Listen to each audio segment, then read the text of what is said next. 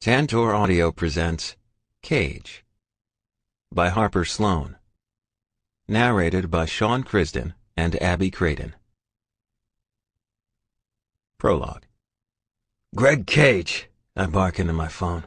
I've been sitting outside of the damn ultrasound place for the last 30 minutes. Of course, the actual parents are running late. Those two can't keep their hands off of each other. God, I want that.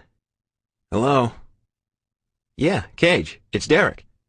The knot in my stomach grows. This motherfucker has been nothing but a headache for the last 2 years. News? I don't have time for this bullshit today. Yes? Derek, I do not have the patience for this right now. You called me for a reason, and I swear to Christ it better be a good one. Has that slimy motherfucker finally slipped up? I've had Derek, a local cop, keeping tabs on my ex-brother-in-law for the last 2 years, ever since Simon married another innocent woman. I know there is something going on there, but I haven't been able to get a speck of dirt on that asshole. Grace would be sick if she knew how deep my need for vengeance runs. Yeah, that's why I'm calling, Cage.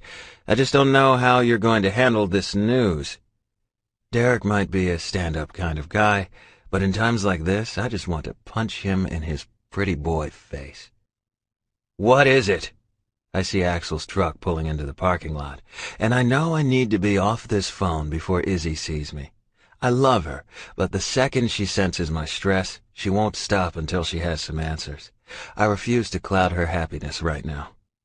It's about his wife, Sophia. Well, you see, there was an accident last night. Fuck, I hiss. Just like Grace, just like my beautiful sister. Please fucking tell me that there is something that ties his ass to this. There has to be. The coincidence is just too fucking much. That's just it. The accident. I wasn't on call last night, so this is all second-hand until I get into the station. Shit. I know this won't be good. I just know it. Sophia made it long enough to be transported, but they called it shortly after she arrived at the hospital. He takes a deep breath before continuing, the whole time my stomach turning to stone. She was DOA, Cage. I see Izzy's big blinding smile through the window of the car, and my heart lightens a little. I need to go. You keep me fucking posted. I don't mean every now and then either. I want to know every fucking detail. You got that? Yeah, Cage, I understand. When I hear him click off the line, I shove my phone in my pocket and get ready to greet Izzy. I see her walking up to me, her small stomach rounded with her progressing pregnancy. I can't help but smile. The unease I feel from Derek's call is still eating me, but I shove it aside and wrap my arms around Izzy in greeting. You ready, baby girl? She looks up at me with the biggest smile, and I remember how easy it is for her to be so important to me. Grace would have loved her. Her blinding smile, so full of love and happiness, helps to wipe away all the webs of distress that have just fallen all over me. Life moves on. Now I just need to figure out how to forget that motherfucker Simon Wagner. Chapter 1. Greg. A little over a year later. The sound of my headboard slapping heavy against the wall is almost loud enough to drown out the insistent ringing of my cell phone. Fuck, I snarl. Pulling my hand from the slender wrist I have bound behind this chick's back, I reach over and snatch the phone off my side table. Don't speak, I bite out, feeling her pussy clamped tight around my dick. This chick loves when I boss her around. Cage, I answer, thrusting my hips forward and locking down hard. My breathing is coming in quick bursts, showing me just how hard I have been taking her. Hello? G? Izzy's soft voice comes through the line. Fuck. This is not how I need to answer the phone to her. She has been like my sister for the last 4 years. Yeah, give me a second, baby girl. Muting the phone, I pull my rock-hard dick from Mandy's tight body and slap her ass. Hard. Go get cleaned up. Playtime is over. If looks could kill, I would be dead on the floor right now. Are you kidding me? She rolls over, and with a huff crosses her arms over her large and very fake tits. Not kidding, Mandy. Don't have time for your shit either. You know what this is, and I didn't make any promises earlier. Do you think that just once you could actually act like you want me around? She pouts. I level her with a look of my own and roll off the bed, stripping my dick of the condom and throwing it in the trash before walking out of the bedroom. Once I get into the office, I unmute and take a deep breath before I speak. Izzy, sorry. What's up? I'm so sorry, Chi. I didn't think you would be busy. I might have believed her if it weren't for her soft laughter. Funny. So, what's the early morning call for? Okay. Not laughing anymore. I need a huge favor. Nate's running a small fever, and I can't make his appointment. I need to meet with the wedding planner in an hour, and Axe is down at the office. I think he's just teething, but I would feel better with the wedding and all this weekend if I made sure. Anyway, I called Dee, but she can't take him because she has a meeting this morning, and I tried Maddox because Axe said he was free, but he said no, girl, and hung up on me. I think he has a friend over, if you know what I mean. She isn't going to stop talking if I don't hurry this up. Izzy, in frantic bride and worried mother mode, is just a hot mess. Spit it out. If I can help, I will. Right. Can you take Nate to the doctor in an hour? Yeah, baby girl. That wasn't that hard, was it now? She laughs before answering, but I can still hear the stress lacing her words. Not hard, G. I feel like I'm losing my mind. Just hang in there. By the end of the weekend, everything will be worth it. I know, but I still feel like something is going to go wrong any second now. Stop stressing. Do you honestly think Axel would let anything stand in the way of making you his wife? Nope, wouldn't happen. He would move mountains for you. Time to relax. All right, I'll try. Owe you one. No, you don't. You know I love spending time with little man. I'll swing by in about half an hour. Got some stuff I have to take care of here first. Oh, yeah, I can imagine. Her laughter is the last thing I hear before she disconnects. When I turn around, Mandy is standing in the doorway, ass naked and scowl firmly in place. What? Who the hell was that? You took a call when your dick was in my body. A call from another woman? Why do I put up with this bitch? Oh, that's right, because if I wait any longer to get some, my dick will shrivel off. Amanda! I roar her full name. Hear me right now. You do not get to sit here and sling that shit. My sister calls and I'm done. Get that now if you ever plan on revisiting my bed. You're done? Your dick is still hard, she shrieks at me. I don't have to look down to know that my dick is screaming at me to finish. I reach down and caress my balls, trying unsuccessfully to ease the ache that is coiling in my gut. Fuck, I need this so bad. Babe, I don't have time to take my time. You want to finish? Fine, but it will be hard and fast. Her snarky mouth and creased brow immediately lift. The smile that takes over her face reminds me of why I waste my time with Mandy. She is fucking beautiful, and if I weren't such a cold bastard, I might want something more than a way to get my rocks off with her. She saunters over to my desk and hops up on the edge, spreading her long-toned legs and revealing her wet pussy. Come on, baby, I'm dripping for you. She runs her red-tipped fingernails along her folds, rubbing her clit a few times before pushing 2 fingers deep into her center. Sure enough, when she brings her digits out, they are gleaming with her juices. Want a taste, baby? Her voice brings me back from my lust-induced fog, reminding me why she is here. Shut up, I growl before shoving my arms under her legs and lifting her pussy to my lips. She grabs hold of my hair, gripping it with her long fingers as I stand with her, still attached to my mouth, eating like a starved man. Oh, Greg, baby, love your mouth. Love when you eat me. I growl against her core, willing her to shut up. Walking blindly back down the hall, I dip twice so that she doesn't knock her head against the doorframe, and toss her back into the rumpled mess of my bed. She quickly crawls over to the edge, and before I can stop her, my dick is all the way down her throat. I pause to enjoy her wicked fucking mouth for a second, and then I softly push her off me. No time, Mandy. Got shit to do. Reaching over to the side table, I grab another condom and roll it over my straining dick. I'm going to blow a nut any second now if I don't get inside her body. Roll over. She gives me another frown, but rolls over and pushes her ass high in the air. Grabbing one slim hip with my hand, I run the tip of my dick across her lips. Every time the steel of my jewelry hits her clit, she wiggles impatiently. "Fuck me!" she screams, pushing back with her hips. "Better hold on, Mandy. Going to take you hard." I ram into her pussy with one quick, deep thrust. She screams out in pleasure, rocking back to meet my forceful pounding. There is nothing loving about this. This is about a man and a woman meeting their needs. It only takes a few minutes before her walls clamp tight on my dick, milking every last drop out of my body. With a firm slap to her cheek, I pull out and walk into the bathroom. "Got to go, Mandy. Get ready. Time for you to take your fine ass home." I shut the door just in time to miss whatever object she tosses across the room. Crazy bitches. This is why I've avoided relationships for so long. Chapter 2.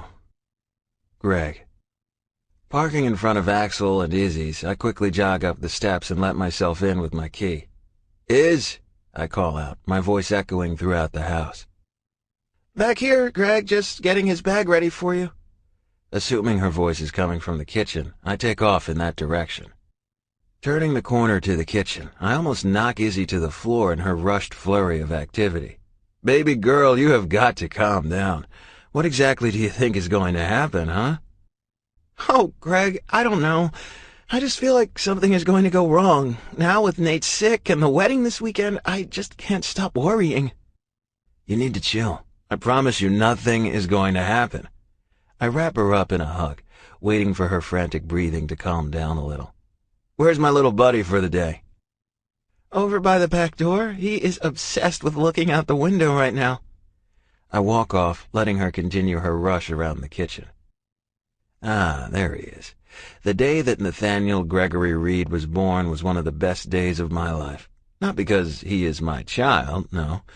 Because the girl that has grown to be a sister to me not only gave birth to him, but she beat her demons and won in order to do so. Plus, it helps that the handsome little thing is named after his favorite uncle. "Nate, how's the handsome baby boy today?" He turns from his window gazing and gives me a big, drooling smile. Scooping him up, I hold him close to my body, just enjoying the feel of his little body next to mine.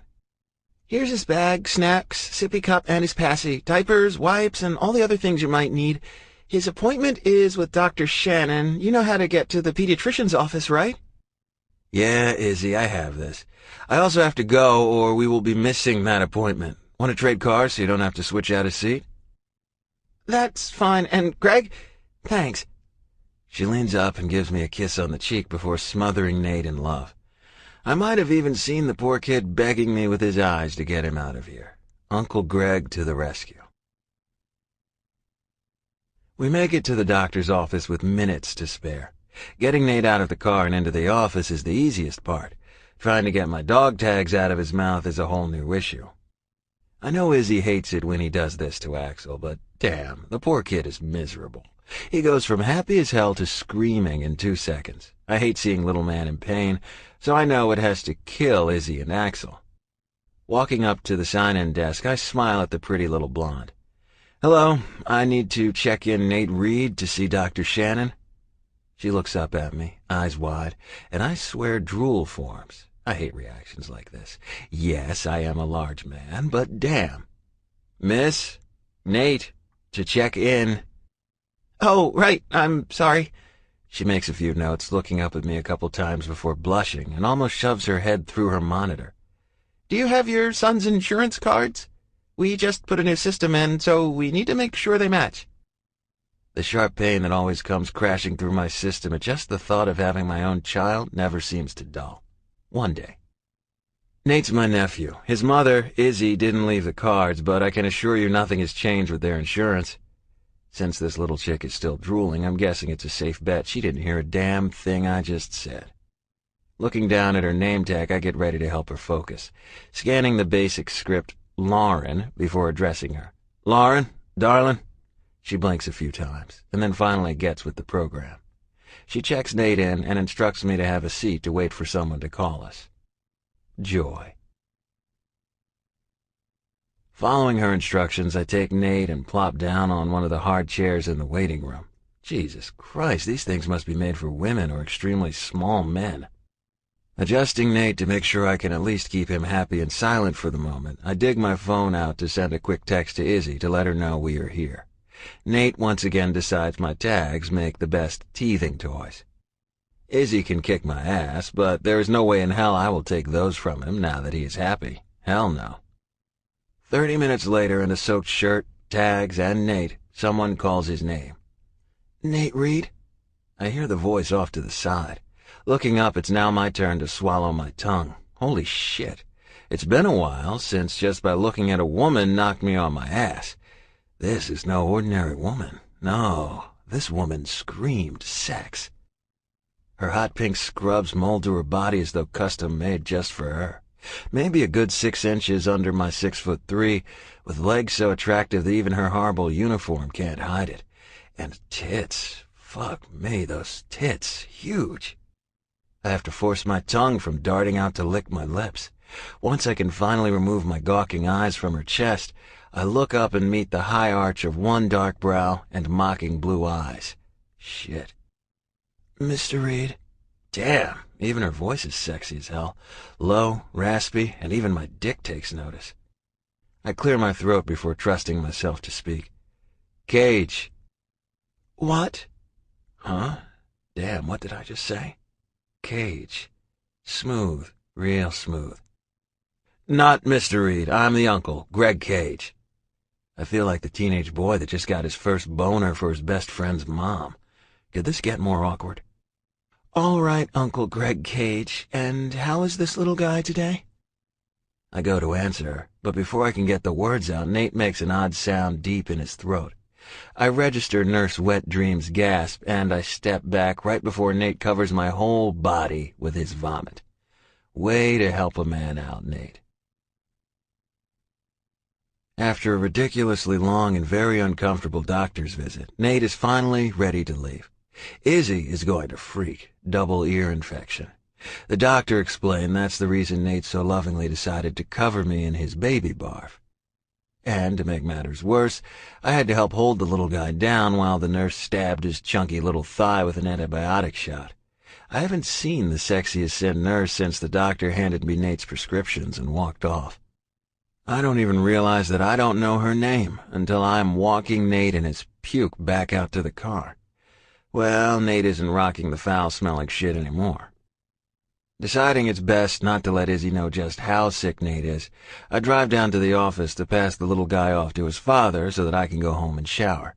At least this way, if Sway comes out to attack me, I can protect myself with the shield of baby throw-up. Ooh!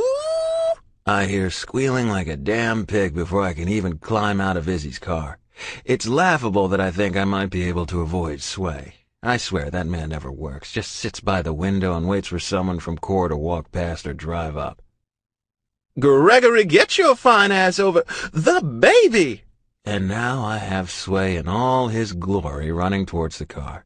How a man as round as him can run on 4-inch heels without busting his ass is beyond me. No, Sway, calm your ass down right now. Gregory, why are you all wet? He pants, stopping as close as he can get without crawling into my body. I take a step back and shift Nate in my arms, away from the deranged man. Would you please stop calling me Gregory? You sound like my damn mother. Sway reaches out again to take Nate from me. No, Sway, not today. But Gregory! He gasps and holds his beefy hand to his chest. Jesus. Got to run, Sway. You want to visit with the baby, then go attack Hacks. I can hear Sway clicking behind me across the parking lot. This man, woman, whatever the fuck, I might give him a hard time, but he is hilarious. See you around, Dilbert. Walking into the office never fails to give me a massive sense of pride. Pride in myself and pride in my boys. Before joining forces with Axel and the guys, I was doing pretty fucking hot by myself, but the more clients I picked up, the more overwhelming things got. Plus, that was when Izzy was going through so much shit. I just couldn't afford to be away that much. She needed me, and I will never fail another woman I love again. Izzy and I have the best friendship. A lot of people think it is crazy, me being so close with a chick.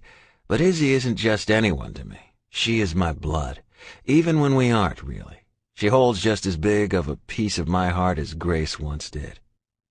Damn, I miss Gracie. Hey, Greg. I hear a voice call softly from behind the reception desk. Emmy, how's it been around here, babe? Everything's fine, Greg. Axel is running around like a madman, though. I think he's stressed about this weekend. I bet, I laugh, shifting Nate's body in my arms. Got to go drop little man off. Not staying, but I'll see you this weekend. All right, Greg. If I hadn't seen her bust one of the boys' balls over some shit, I would swear the timid little mouse is all weakness. Shaking my head, I continue down the hall towards Axel's office. I can hear him booming orders through the closed door. Shit, someone must have seriously pissed him off this morning. Wouldn't do that if I was you. Turning around, I catch Beck's stoic face. Never good when this easygoing guy starts acting like a little bitch. Problem? Yeah, about 6.5 feet of pissed off. What the fuck is going on with him? He reaches up and rubs his neck, another sure sign that Beck is stressing shit. My guess, the same thing that's eating Izzy. With all the shit they went through, they are both afraid to blink until the wedding is over. Damn shame, too. Axel and Izzy don't have the fairy tale beginning that most couples as perfect as them deserve. It might have taken them a while to reconnect, but they are worried for no reason. Not one of us would let anything happen to postpone this event. That all is biting your ass today, Beck? Just more shit with D. I don't know why I try so hard. I honestly don't. Looking closer, I notice the stress weathered all over his body. He is vibrating with frustration, and it is not a good look for him. What's the deal this week? I ask, knowing damn well she has been giving him the runaround for the better part of the last 2 years. I don't think anyone really knows what happened, but they went hard and heavy. Then D put the brakes on real quick. Hell if I fucking know. Looks like she is bringing some tool from her office to the wedding. I don't know what the hell her issue is with just admitting we had something. I tell you this, though. I am sick and tired of waiting for her to pull her thumb out of her ass. Right, not getting in that shit. You might be my brother, but that chick will always outrank you. I turn and knock on Axel's door, not waiting for his reply before pushing our way through. Drama between Beck and D is nothing I want to dip my toes into. Hell no. What Axel barks out before he realizes who is in his office. Nice, douchebag. Your son decided to decorate me with his vomit today, so it's your turn. Love this boy, but I don't like smelling like your woman's tit milk. Why do you have my boy? Where is Iz? Is she okay? He goes to get up as if he is going to run out of the office to check on his woman. Damn, he is turning into a fucking pussy. Calm down, Jesus Christ. What is going on with you two? You're acting like a little bitch that just got her period, and she is on edge just waiting for the other shoe to drop. Nothing is going to happen. You feel me? He sighs and drops down heavy into his chair. Yeah, I keep feeling like any second she is just going to disappear again. And nothing I do gets that image out of my mind. Not one damn thing. He shakes his head, collects his thoughts, and looks back at me. Determination blazes in his eyes. Give me my boy, and don't cuss around him, asshole. You're an idiot, Axel. Izzy is with the wedding something or other. Nate has been running a fever, so I just left the doctor. She didn't want to worry you, but serious as shit, right now there is no way I am taking him home and explaining all this to her when she is already freaking her shit. Yeah, she said something about him not feeling well last night, but he was happy when I left for work this morning. Is he okay? Damn it, why didn't she call me? You shouldn't have had to take my boy. He pulls Nate to his body and snuggles close. That ache in my heart stings a little deeper at the sight. I don't know, maybe because you've been acting just as bad as she has for the last 2 weeks. He's fine anyways, ear infection, both ears. But I explained to the doc what the deal is with this weekend, so he gave him an antibiotic shot to speed shit up. I tossed Nate's prescriptions on the desk, kissed the little dude's head, and slapped Axe on the back. Buck up and calm the fuck down. Nothing is going to happen. But if you can tell me the name of Nurse Sin, I'll give you $100. Shit, man. Axel's laughter booms through the room, making Nate smile his toothy grin up at his father. I know exactly who you are talking about, and if you tell Izzy I said this, I'll cut your balls off. But damn, that woman. You see the size of her tits? Hell, how could I miss them? We shoot the shit for a while before the smell of myself makes me want to add to the mess. Axel almost loses his shit again when I tell him what Izzy's phone call this morning interrupted. Axel has never been a fan of Mandy. He thinks she is a gold-digging whore, and at this point I can't say I disagree with him too much. Leaving the office and having Emmy make sure the path from the door to my truck is sway clear, I take off in hopes to clean off and relax for a few hours before something else is thrown in my lap. Chapter 3. Melissa. Another long day I think will never end. Patients run over again and Dr. Shannon refuses to close the doors until almost 8:30. I hate breaking plans with Cohen, but there is no way he will be able to go to dinner with me now. I fight the urge to punch a hole in the wall and continue my path to the bathroom, stripping the day's scrubs off on the way. My mind wanders to the man who came in with Izzy's little boy today. He seemed like such a natural with Nate that it is obvious he has been around kids before, but Iz has never mentioned him. I had been lucky to strike up a friendship with Izzy West over the last 10 months. When I first met her, I was on the other side of Dr. Shannon's door and coming in with Cohen instead of working. We struck up a friendship, and at the time, it was what I needed. I remind myself not to think about the events that led up to me becoming friends with Izzy. My sister would kick my ass if I shed one tear over her. No way. I've had my big girl panties on for over a year now, and there's no damn way I would let memories pull me down. Shaking off the pain that only comes when I look at Cohen's face or think about my sister is the only reality I know right now, but I am damn good at it. I've dealt with losing my sister, but it doesn't make the pain vanish. After my shower and nightly routine, I settle down on my worn couch and pick up the phone. It's time to check in with Mom and face the music of missing out on another date with Cohen. Melly Kate, you are in trouble, my love. I had to explain again to Cohen that we cannot use the kitchen table as a launching pad for his assault against the imaginary ninjas in the house. Do you know how long it takes to calm him down when there are imaginary ninjas attacking his Nana's house? I can't help the uncontrollable laughter that bubbles up at the thought of Cohen in attack mode. I know this will make for a lecture from my mother, but damn, she is asking for it. Seriously, Mom? You make him sound like a terror. He isn't that bad. I laugh at her. In reality, he really is that bad. We take care of Cohen and have since my sister passed away almost 2 years ago. I miss her, but having him in our lives takes some of the sting away. It doesn't hurt that he keeps us on our toes so much that we don't have time to miss her as much. Melly, she sighs, please tell me there is a reason you missed your dinner with him again. You know how much he waits for these days.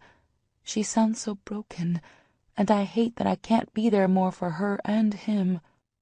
I know, trust me, I do. Dr. Shannon did it again. They just kept coming, and there wasn't one damn thing I could do about it. Tomorrow. You're off, aren't you? Come over and get him tomorrow. She would have been able to play off the slight wobble in her voice if she hadn't cracked at the end, making my heart break. I know Cohen doesn't make things easy, but with me being the only one with a job, it is the only way we can make things work right now. Maybe one day I will have full custody of him, but with my sister's mother-in-law raising a stink about him and fighting my sister's will, this was the way to play things right now. I can come early in the morning. I won't be able to keep him long, though. I have the bachelorette party for one of my girlfriends tomorrow night, remember? I told you I couldn't keep him this weekend. Oh, that's right, dear. It's okay, really. Janie down the street can always come and take him over to the park and maybe fire some of that little boy energy right out of his ass. She snickers like always when a dirty word leaves her mouth. My mother is a perfect example of a Southern Baptist woman. Growing up, all my friends said I was lucky as hell to have Paula Deen as my mom. It really is freaky how much she looks and sounds like that woman. I'll call you in the morning, okay? Just in case you change your mind. Love you, Mama. Love you too, sweet child. I hang up, and the only thing I can think of is how lovely my twin bed will feel when I crash into it. The next morning, the first thing I do is call my mom to see if she needs me to come take Cohen for a few hours. When I call, though, Janie answers and says they are busy building forts in the living room and having popcorn wars. Sounds like the perfect day for me to be absent. Since I'm not meeting up with Izzy and her friends until dinner time, I spend the rest of the day cleaning my small one-room apartment. Lucky for me, my apartment is so small it only takes me a few hours to have it perfectly spotless. Now it's time to call Izzy. Hello? The deep voice answering her phone throws me off for a second. I move the phone away from my ear to make sure I have the right number. Is Izzy available? She sure is, but no way in hell is she able to talk right now. I hear Izzy protesting before she snatches the phone out of the man's hands and breathlessly speaks. Hello? Oh my God, Izzy. Please tell me I did not just interrupt you. Seems to be the week for that, she giggles. Jesus Christ, I am so sorry. Just want to see what time I should meet you tonight. Fuck me, perfect timing, Melissa. At least someone is getting some these days. I will probably need to bust out the Swiffer to clean the cobwebs because it's been so long since my legs were spread. It's fine. Axel is just being a big baby, that insatiable man.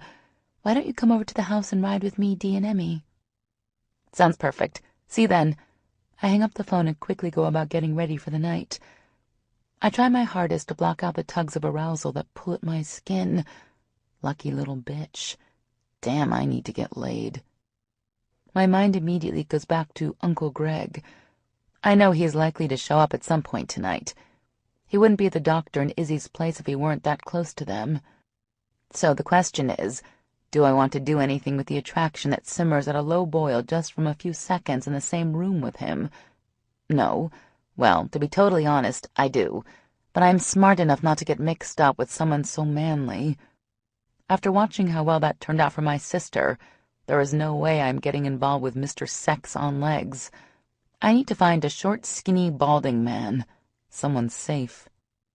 I might be many things, but I am also smart enough to learn from the past. Smart enough to know that no man who oozes so much alpha male will be happy with a woman who isn't weak. Or he won't settle until he makes me weak, and I will never be that bitch. Whichever way I slice it, I still can't ignore the way that just thinking about his devilishly sexy good looks and those eyes, fuck, those eyes turn me on like flipping the switch. Getting out of the shower and continuing the process of getting ready still has me pondering what I want to do with all this pent-up attraction. I stand in the middle of my closet, actually, a corner of my bedroom crammed with my clothing obsession, and debate between casual or sexy. Hey, I might have decided to stay away, but you never know what could happen. It's better to be prepared for anything. I finally settle on one of my new dresses. Not the sexiest thing I own, but it shows off enough skin that it will be perfect. The deep green halter-style dress fits tight across my chest, and the V is deep enough that my girls will be on display. Let's face it, I know they're one of my best features, so why not show them off? The dress hangs loose, with one of those funky hemlines that stop dangerously high in the front and back, but drapes a little lower on the sides. My mother always likes to say that the hemline looks like a damn mullet. Party in the front and business in the back, or in this case, the sides. To finish out the look, I grab some of my chunky gold bangles and a strappy pair of gold heels. My hair hangs loose and in messy waves, giving it an I don't care, I'm fucking fabulous style. I decide to keep my makeup natural and accent my blue eyes with some gold coloring. I have to admit, I look hot. If I were a dude, I would be all over this. Smiling to myself, I grab one of my smaller clutch bags and head off to Izzy's, still thinking about what will happen if Greg Cage steps into my path again. We leave Izzy's late because all the girls are too busy loving on Nate. I might not have the tugging urge to become a mother, but even I can admit how perfect Izzy's little family seems. Axel has hired a limo to drive us around tonight, and I am thankful not to have to drive my old '96 Honda tonight. It really is only a matter of days before the damn thing blows up. I've met Dee and Emmy a few times before now. I don't know Emmy as well as I know Dee and Izzy, but when that girl gets some alcohol in her, she is hilarious. We end up grabbing a quick dinner before heading off to Club Carnal, where we will be spending the majority of our evening. Whatever you do, do not get her started on the crazy drinks, Dee warns me for the millionth time. Izzy gives her another eye roll before signaling the bartender for another round. "What will it be, ladies?" he says with a wink. He eyes Izzy's rock before moving his eyes onto the rest of us. Looks like someone is on the prowl, which is perfect for this horny little bitch. Pushing Dee out of the way, I lean over the side of the bar, bringing my lips right up to his ear. How about you give me a royal fuck? Pulling back, I have the benefit of watching his eyes flare with lust. He isn't anything to write home about, but at least he stands taller than I do with my heels on. Not many men do. His face is pleasant. I don't get the head-to-toe hot flashes I get with Greg, but some tingles are better than nothing. His eyes, even in the dim light of the club, show his heated desire. "Royal fuck? How about you wait a few hours and I can give you a good old southern screw?"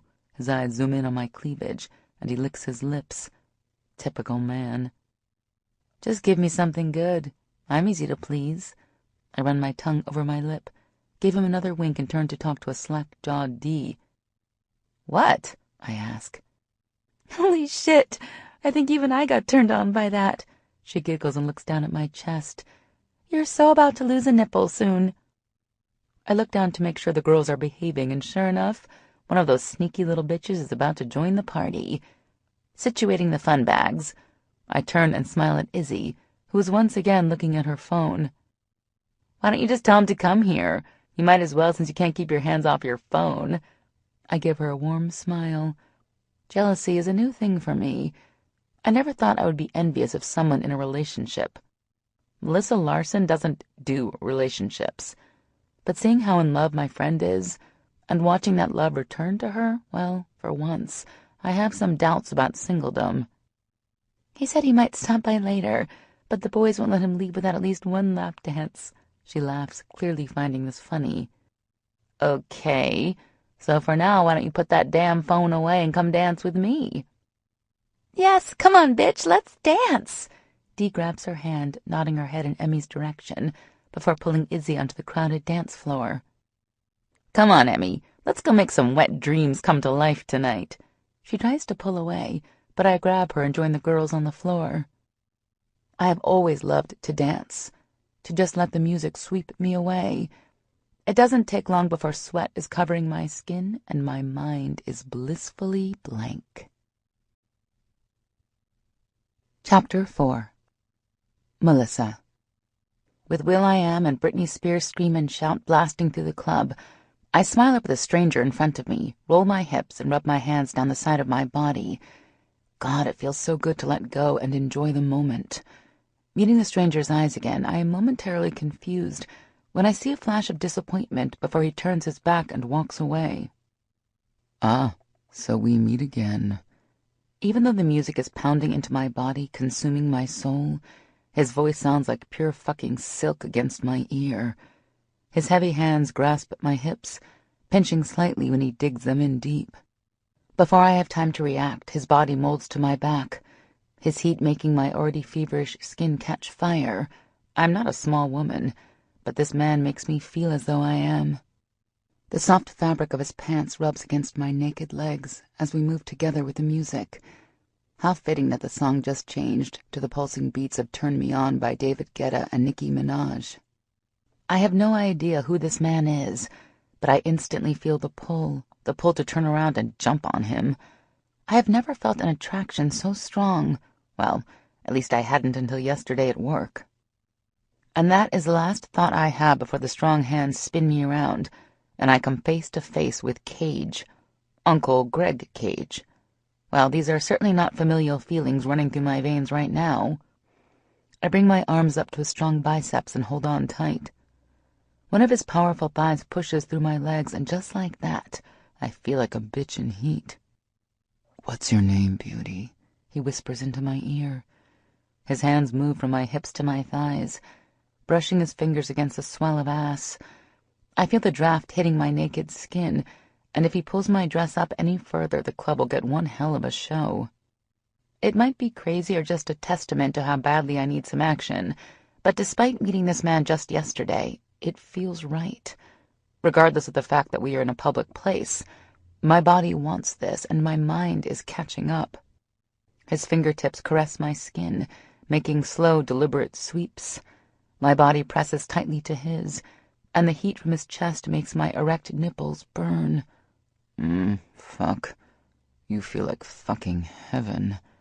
His blue eyes are burning into my own, begging for permission to drag me away from here.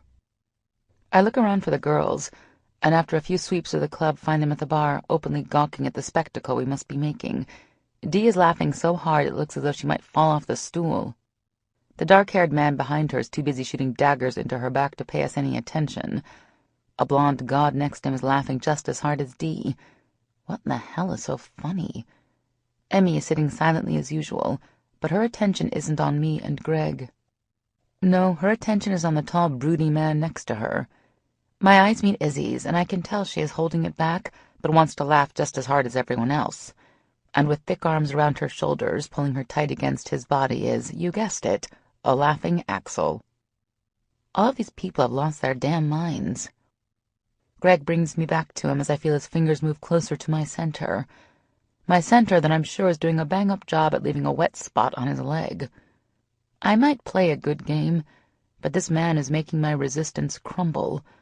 I am a fool to think I can ignore this chemistry. Bringing my hands up to his chest, I push off slightly. My body ignores my mind's request to disengage contact with this fine-as-hell man. Cage. Uncle Greg, was it? I ask, pulling every little bit of my inner snark out. His laughter rumbles up and vibrates my fingertips, causing me to pull my hands back. He uses this opportunity to crush my body into his. I have no choice but to wrap my arms around his neck when he bends down and brings his lips back to my ear. He is still rolling his hips with mine to the beat of the music, and when his erection presses firmly into my belly, I can't help the half-gasp, half-moan that crawls up my throat. He answers with a growl of his own and squeezes my ass between his large hands. Your body wants this as bad as your mind does. I can feel how wet you are. Come on, beauty. Let's get out of here. His lips crawl slowly down my neck, and I feel his teeth clamp down lightly before he sucks lightly. Is this motherfucker sucking my skin? I'm about to offer him one hell of a slap in the face when I feel his hand slip around the front of my body, back under my skirt, and his fingertips brush against my screaming core. Shocks zap from my clit to my toes, arms, and head, making me feel like I might fall to the floor. Do you taste as good as you feel? Warm and juicy, like a ripe peach that's mine for the picking. He rumbles in my ear, swirling his thumb against my swollen bud. As loud as my mind is screaming to push him away, my body is screaming even louder to hold the hell on and let him take me right here in the middle of the club. He brings his hand up, and before I can even blink, he has his thumb in between his lips, sucking my arousal off his finger. Holy fuck. He brings his face close to mine, until his lips are just a breath away, ripe enough to fucking devour, and then he crushes his lips to mine. My gasp works in his favor, and his tongue moves in, caressing and rolling with mine. Minutes, seconds, hours, I have no clue. This man has shorted every cell in my brain, shut it all down. I am working on complete autopilot, but enjoying every fucking second of it, until I hear a shrill voice shriek in my ear. Who the fuck is this bitch? Or what? It takes my mind a second to register what the fuck that bitch just screamed. Detangling my hands from Greg's messy brown locks, I turn on wobbly legs and face the person behind the annoying screech. What the hell did you just call me? Seething is a good word to describe the way I am feeling in this exact moment. Greg has effectively wound me tight, and then forgot to press release. Lucky or unlucky, depends on which side of the coin you're on. This bitch is going to be the perfect person to help with that. Does that belong to you? I ask Greg. He looks pissed, but not ashamed. Interesting. Excuse me, Greg. Is this shit yours? I ask again, pointing my finger at the malnourished bimbo in front of me. No, he finally says, trying to pull me back towards him by my hips. She definitely does not belong to me. I turn my head around and lock eyes with him long enough to give anorexic Barbie the upper hand. I feel her claws take hold of my hair and pull, ripping me from Greg's hold. "Get your skank ass away from my man!" she yells, jerking me back. I feel Greg's fingers dig in painfully before he loses his grasp. Oh, but not because of this little shit. No, he loses his grasp because I twist my body from his hold and turn on her. I probably lose a few hundred pieces of hair in the process, but it's so worth it to see her face. "Do not put your nasty little hands on me, ever. I will make you sorry you even stepped into my motherfucking personal space. Do you hear me, Skipper?" I get up in her face and have the pleasure of looking down into her shocked brown eyes. One thing I love about being so tall, no one will ever look down on me. You do not want to piss me off. You think he's yours? By all means, take him. But something tells me he doesn't want you. "You little bitch!" she screams and reaches out to slap me. This chick must have a death wish. Waiting for the last second, I reach up, grab her slim wrist, and squeeze, applying enough pressure that I know she will have marks. I offer her a sweet smile and a wink right before I take my foot and sweep her legs out from under her, watching her flailing arms and legs crash right onto the dirty floor. I crouch down and get my face nose to nose with hers. "You do not look at me. You do not talk to me. You definitely do not touch me. Now get your ass off the floor. You look ridiculous." She takes her time climbing back to her feet, and the whole time her eyes never leave mine. This bitch is trouble. More trouble than I care to deal with. And something tells me there is a connection between these two. I don't give a shit how hot the sex could be. I want nothing to do with this complication. "Run along now." I shoo her away with my hands before turning around and locking eyes with the shocked face of Greg Cage. This time I have the added benefit of knowing all his friends have seen it all. Damn it. I know better than to let my temper out. Holy shit. That was so fucking hot, beauty. He goes to pull me to him again, but I step out of his reach. Stay strong, Melly. Do not let him suck you in. Not happening. I might have let you jumble up my head once, shame on me, but it won't happen again, big boy. You have some issues with your little bitch, and those are issues I want nothing to do with. I pat his cheek once before walking over to Izzy, who is no longer able to hold in her laughter. "Oh my God, Melly, that was the funniest shit I've ever seen in my life. You're like some secret little badass under all that sexy, aren't you?" "Very funny. Look, I'm going to get out of here. Call you in the morning?" "Sure thing, babe. See you Saturday morning." I say a quick goodbye to everyone before walking out into the warm summer air. I make quick work of catching a cab and take my ass home. Home, where I can't get into any more trouble for the night. Chapter 5. Greg. What the fuck is that? When Axel pitches a fit that a toddler would be proud of in the middle of the strip club, we know the party is over. The second the stripper walks in front of him, he all but knocks the table over to get away. Goddamn pussy. Piling into a few taxis, we head over to Carnal to meet the girls. My jaw hits the floor and my dick hits the roof when I see Nurse fuck me on the dance floor. Fuck me, the way she is moving. Like a homing device, my dick follows her movements, and before I know it, I am being led right to her. Her skin is shining under the lights, her hips are begging me to take her and take her hard. She has no idea I am standing right behind her, but the douchebag in front of her sure the hell does. All it takes is one hard-as-nail look and a shake of my head, and he is running like a little bitch. Just the memory of the way her body felt against mine has me ready to explode. Her taste is still heavy on my tongue, and the pressure in my balls is enough to make me desperate.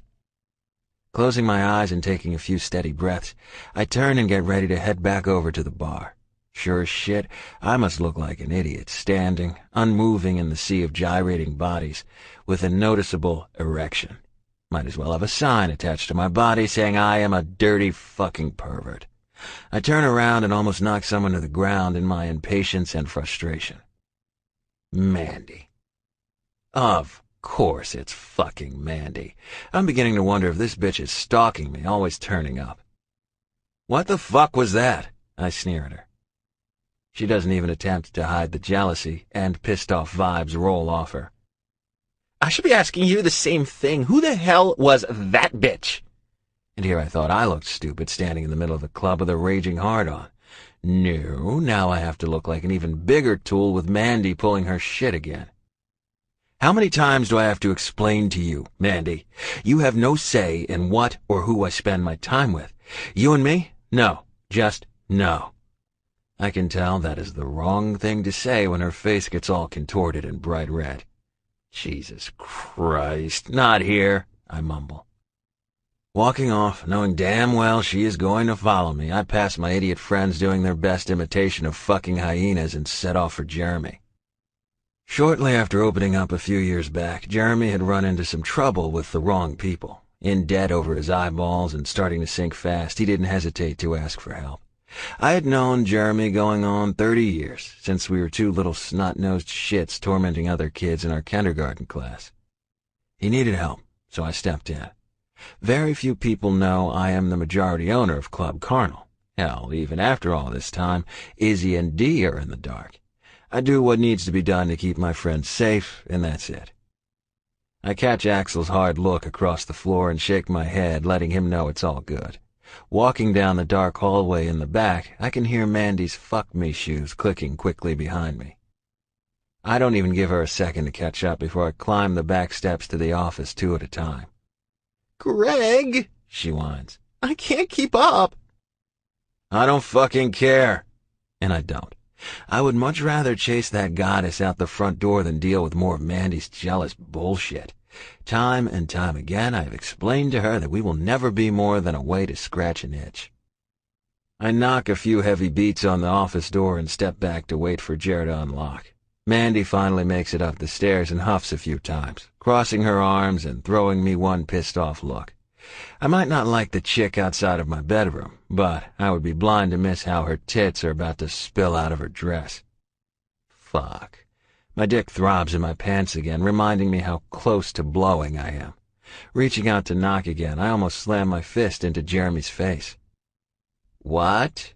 He asks. One thing about Jeremy, he's a roll-with-the-flow kind of guy, but he hates to be dragged into drama. Need the office. One look into my eyes has got to tell the story. I seem trapped between fury and lust. It's hard to tell which will win out. Yeah, clean your shit up when you finish. He eyes Mandy a few times before backing down the hallway and disappearing down the stairs. Fuck. Get your ass in there, Mandy.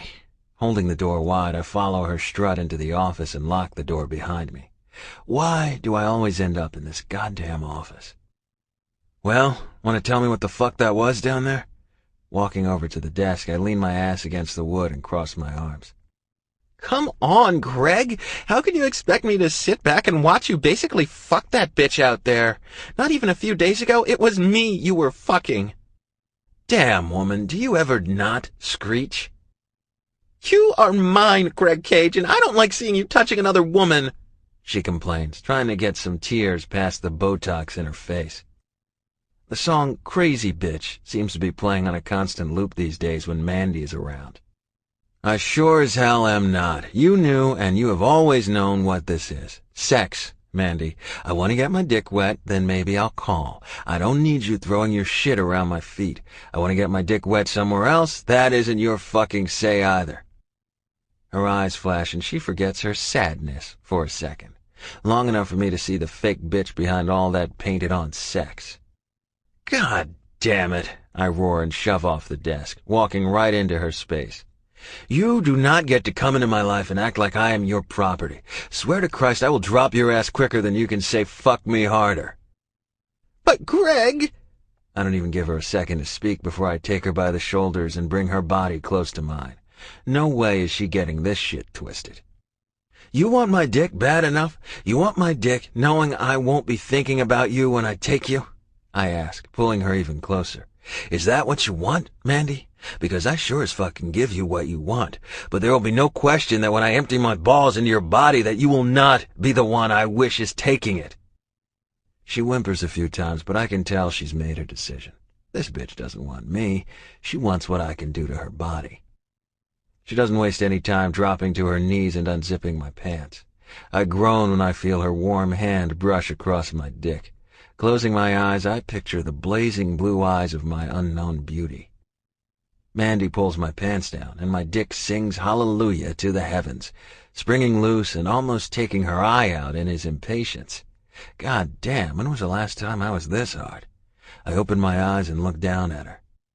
Her blonde hair is all wrong, her eyes aren't blue, and her body doesn't scream fuck me. My dick doesn't know the difference, though. He can feel the heat of her lips seconds before her tongue darts out and gives a long lick from root to tip. She takes her time, rimming the hoop and licking the drop of cum about to fall to the floor. When she wraps her lips around me and sucks deep, I know this won't last long. Pumping my hips into her mouth and listening to her gag on my length brings me back to earth. Her hand wraps as far around my thickness as she can get it, and even trying her hardest, she is probably only getting a few inches into her mouth. What a waste. "Get up," I order. She is quick to pull herself from the floor. Her cheeks are flush and her dress has fallen, exposing one tit already. I lead her over to the couch and all but throw her down. She looks up at me, letting her legs fall open and exposing her naked flesh to my eyes. She might be a pain in my ass, but fuck if that pussy doesn't beg me to take it. I can see her wetness leaking out onto the couch. "Does it turn you on to throw your shit around me, trying to mark what isn't yours to fucking mark?" I ask, slowly unbuttoning my shirt. "Does it make you wet to think about my dick inside someone else's body?" Shrugging off my shirt and walking to stand before her, I let her take in every single inch of my body. "You remember this," I stress, grabbing my cock in my hands and giving a few slow and measured pulls with my fist. "This is never going to be yours." I bend over and snag a condom from my wallet, standing to my full height and rolling it on slowly, never once breaking eye contact with her. Reaching down, I drag her hips to the edge. She lets out a shocked squeak that quickly turns into a moan when I push into her in one quick thrust. I take myself so deep I can feel myself bottom out. "Fuck," I hiss. "Oh, Greg, baby, I love your cock," she screams, reaching up and grabbing her tits. Even I can't ignore how fucking hot that is. "Harder, baby, fuck me harder." "Shut up," I pant. My hips are moving so rapidly I can hear the legs of the couch shifting across the floor. Closing my eyes, I replace the blonde hair and brown eyes. Under my skin, I can almost feel her. If I keep my eyes closed, I can almost pretend it's her that I'm pounding into. "Beauty," I whisper. I give a few more thrusts, and know I need to hurry this show up. I pull out and flip her over. Her grunts and groans sound more bestial than erotic. When I grab her hips and slam back into her, she lets out a high-pitched scream that earns a hard smack on her ass. "Shut the hell up, Mandy. You aren't fucking trying out for a porn." She snaps her head around and tries to shoot me with a hard look, but when I slam back into her, her eyes roll, she throws her head back and screams out her release. The walls of her pussy clamp down hard, or at least try to. It would help if she weren't so used. Skin slapping, moans, grunting, and a good sheen of sweat-filled minutes have me grabbing her hips and pushing in hard. When my cum shoots into the condom, the only thing I can think of is how much I regret taking Mandy again. Even nameless, my nurse has ruined me. I pull out, slide the condom off, and walk over to the private bathroom to clean myself off. Suddenly, the only thing on my mind is showering her shit off my body. "Greg, baby," I hear her voice coming from the other room. "Not your baby, Mandy." "You can't seriously say you didn't feel anything just then? I know you felt it. You can't hide your reaction to my body." Is she for real? You want to know what I felt? I really don't know how to be more honest with you. You know there will never be anything more here, so give the hell up. What I felt was a serious case of blue balls forming if I didn't take care of the situation that another woman had me in. Not you, Mandy. You got the after effects of another woman leaving before I could finish. "You fucking asshole." Yeah, but then again, you knew that too. We finished dressing in silence, and right before I turned to leave, I pull her to me, making sure there is no room for miscommunication here. "Don't cross me again. I want to play again. Maybe I will call, but do not fucking cross me. I open the door and wave my hand for her to precede me. Locking up and jogging back down the stairs, I leave Mandy to fend for herself. She got what she wanted. I got what I needed. End of story. Everyone seems to have carried on without me, and by the time I make it back to their post at the bar, the girls have started another round of ridiculous-as-fuck drink ordering. Maddox and Beck seem to be the only motherfuckers as sour as I am. "Greg!" Izzy screams. She giggles a few times and almost falls to the floor before Axel grabs her. "Gregory Cage, why did you run my friend off, huh? She was finally having a good time." She pouts and has some kind of silent conversation with herself for a few seconds. And then, before I can even open my mouth, she moves her attention back over to Emmy. Just ignore her, man. She's been all over the fucking place since Dee started with those fucking pussy drinks. I look over at Beck, wondering why the fuck he is putting up with this shit again from Dee. Warned them last time, when the pussy drinks start coming out, I'm gone. You're on your own, motherfucker. I laugh and make quick work of saying goodbye. There's no telling how long they will stick around tonight, and after all my shit, I'm not in the mood to stick this one out. I catch Mandy standing in the corner shooting daggers at me on my way out. It might be time to cut that one loose before she becomes even more of an issue. Chapter 6. Greg. The morning of Axel and Izzy's wedding is a mess. Everything seems to be going wrong. Axel is having a fit trying to keep Izzy calm over the phone. Dee won't stop blowing my phone up about every fucking thing from flowers to condoms for Axel. Last time I checked, he is a grown fucking man and can take care of that shit on his own. The last call about grabbing Izzy's panties before leaving their house is met with the dial tone. I might love her like a sister, but no fucking way I am digging through her underwear. I have managed to get all the small fires out before finally making my way back to their house. Emmy has been frantically setting up the backyard for the reception to follow the wedding. After spending all day yesterday setting up the tents and tables, not much is left to do other than the chairs and shit. Between the two of us, we managed to finish it up and make it back to the church in time to get ready. Before I can even throw the truck in park, she climbs out and runs. Not just runs, but takes off in some mad sprint like someone just yelled cake at fat camp. "Emmy!" I yell across the parking lot. "Babe, what's the hurry?" "Don't give me your sass, Greg Cage. You know we were supposed to be here an hour ago." I call bullshit. Emmy might be many things, but she is shit at hiding something that's weighing hard on her. Try 10 minutes ago, babe. What's really got you tied up? You've been quiet this week. She quirks her brow at my quiet remark. Truth is, she is always quiet and always assessing. Axel is convinced she has some magical powers. Izzy thinks she is trying to make herself invisible. I think she just has a bad crush on the wrong dude. I know what's eating her today. Maddox is bringing a date. No one we know, but he told Izzy the other day to expect one. I think his exact words were, "Girl, got a date." Luckily, Iz speaks Maddox lock, because even now, after almost 15 years, I still don't understand the motherfucker. This wouldn't have been a big deal, but he waited until Iz was chatting with Emmy up front at the office to make his grand announcement. Subtle. I say, don't waste your time. As much as I hate to say it, Locke is just never going to be the man you wish he was. She closes her eyes tight, nods her head, and spins on her heels. Before I can even breathe, she disappears. I make a mental note to pull him aside and remind him again that he needed to set this straight. I'm sick of watching her mope around and wait for something that will never happen. After grabbing my tux out of the truck, I take off into the church and search out my girl. Ever since the first day I met Izzy, even though the circumstances sucked, I have known that she will always hold a piece of my heart, a piece I thought was forever lost when Gracie died. It isn't hard to love her. Watching her struggle to survive what her ex-husband put her through isn't easy. The last year, give or take some time, has been a real struggle.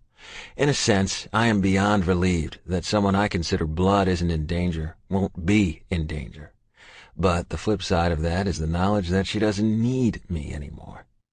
Sure, she will always need me, but not the same way. She doesn't need me to make sure her demons will stay away. I don't think I will ever get used to the fact that my girl doesn't need my protection anymore. I can even admit to myself that I have a hard time trusting even Axel with her. It just hits too close to the pain. Grace. There isn't much about Izzy that doesn't remind me of Gracie. The only difference is that Gracie didn't win. She didn't win, and I wasn't there to make sure she did. Walking Izzy down the aisle today will be bittersweet. Beyond bittersweet. My girl found her other half, finally, and they deserve this. But even knowing this, I can't help the crushing wave of pure agony that swims through my body.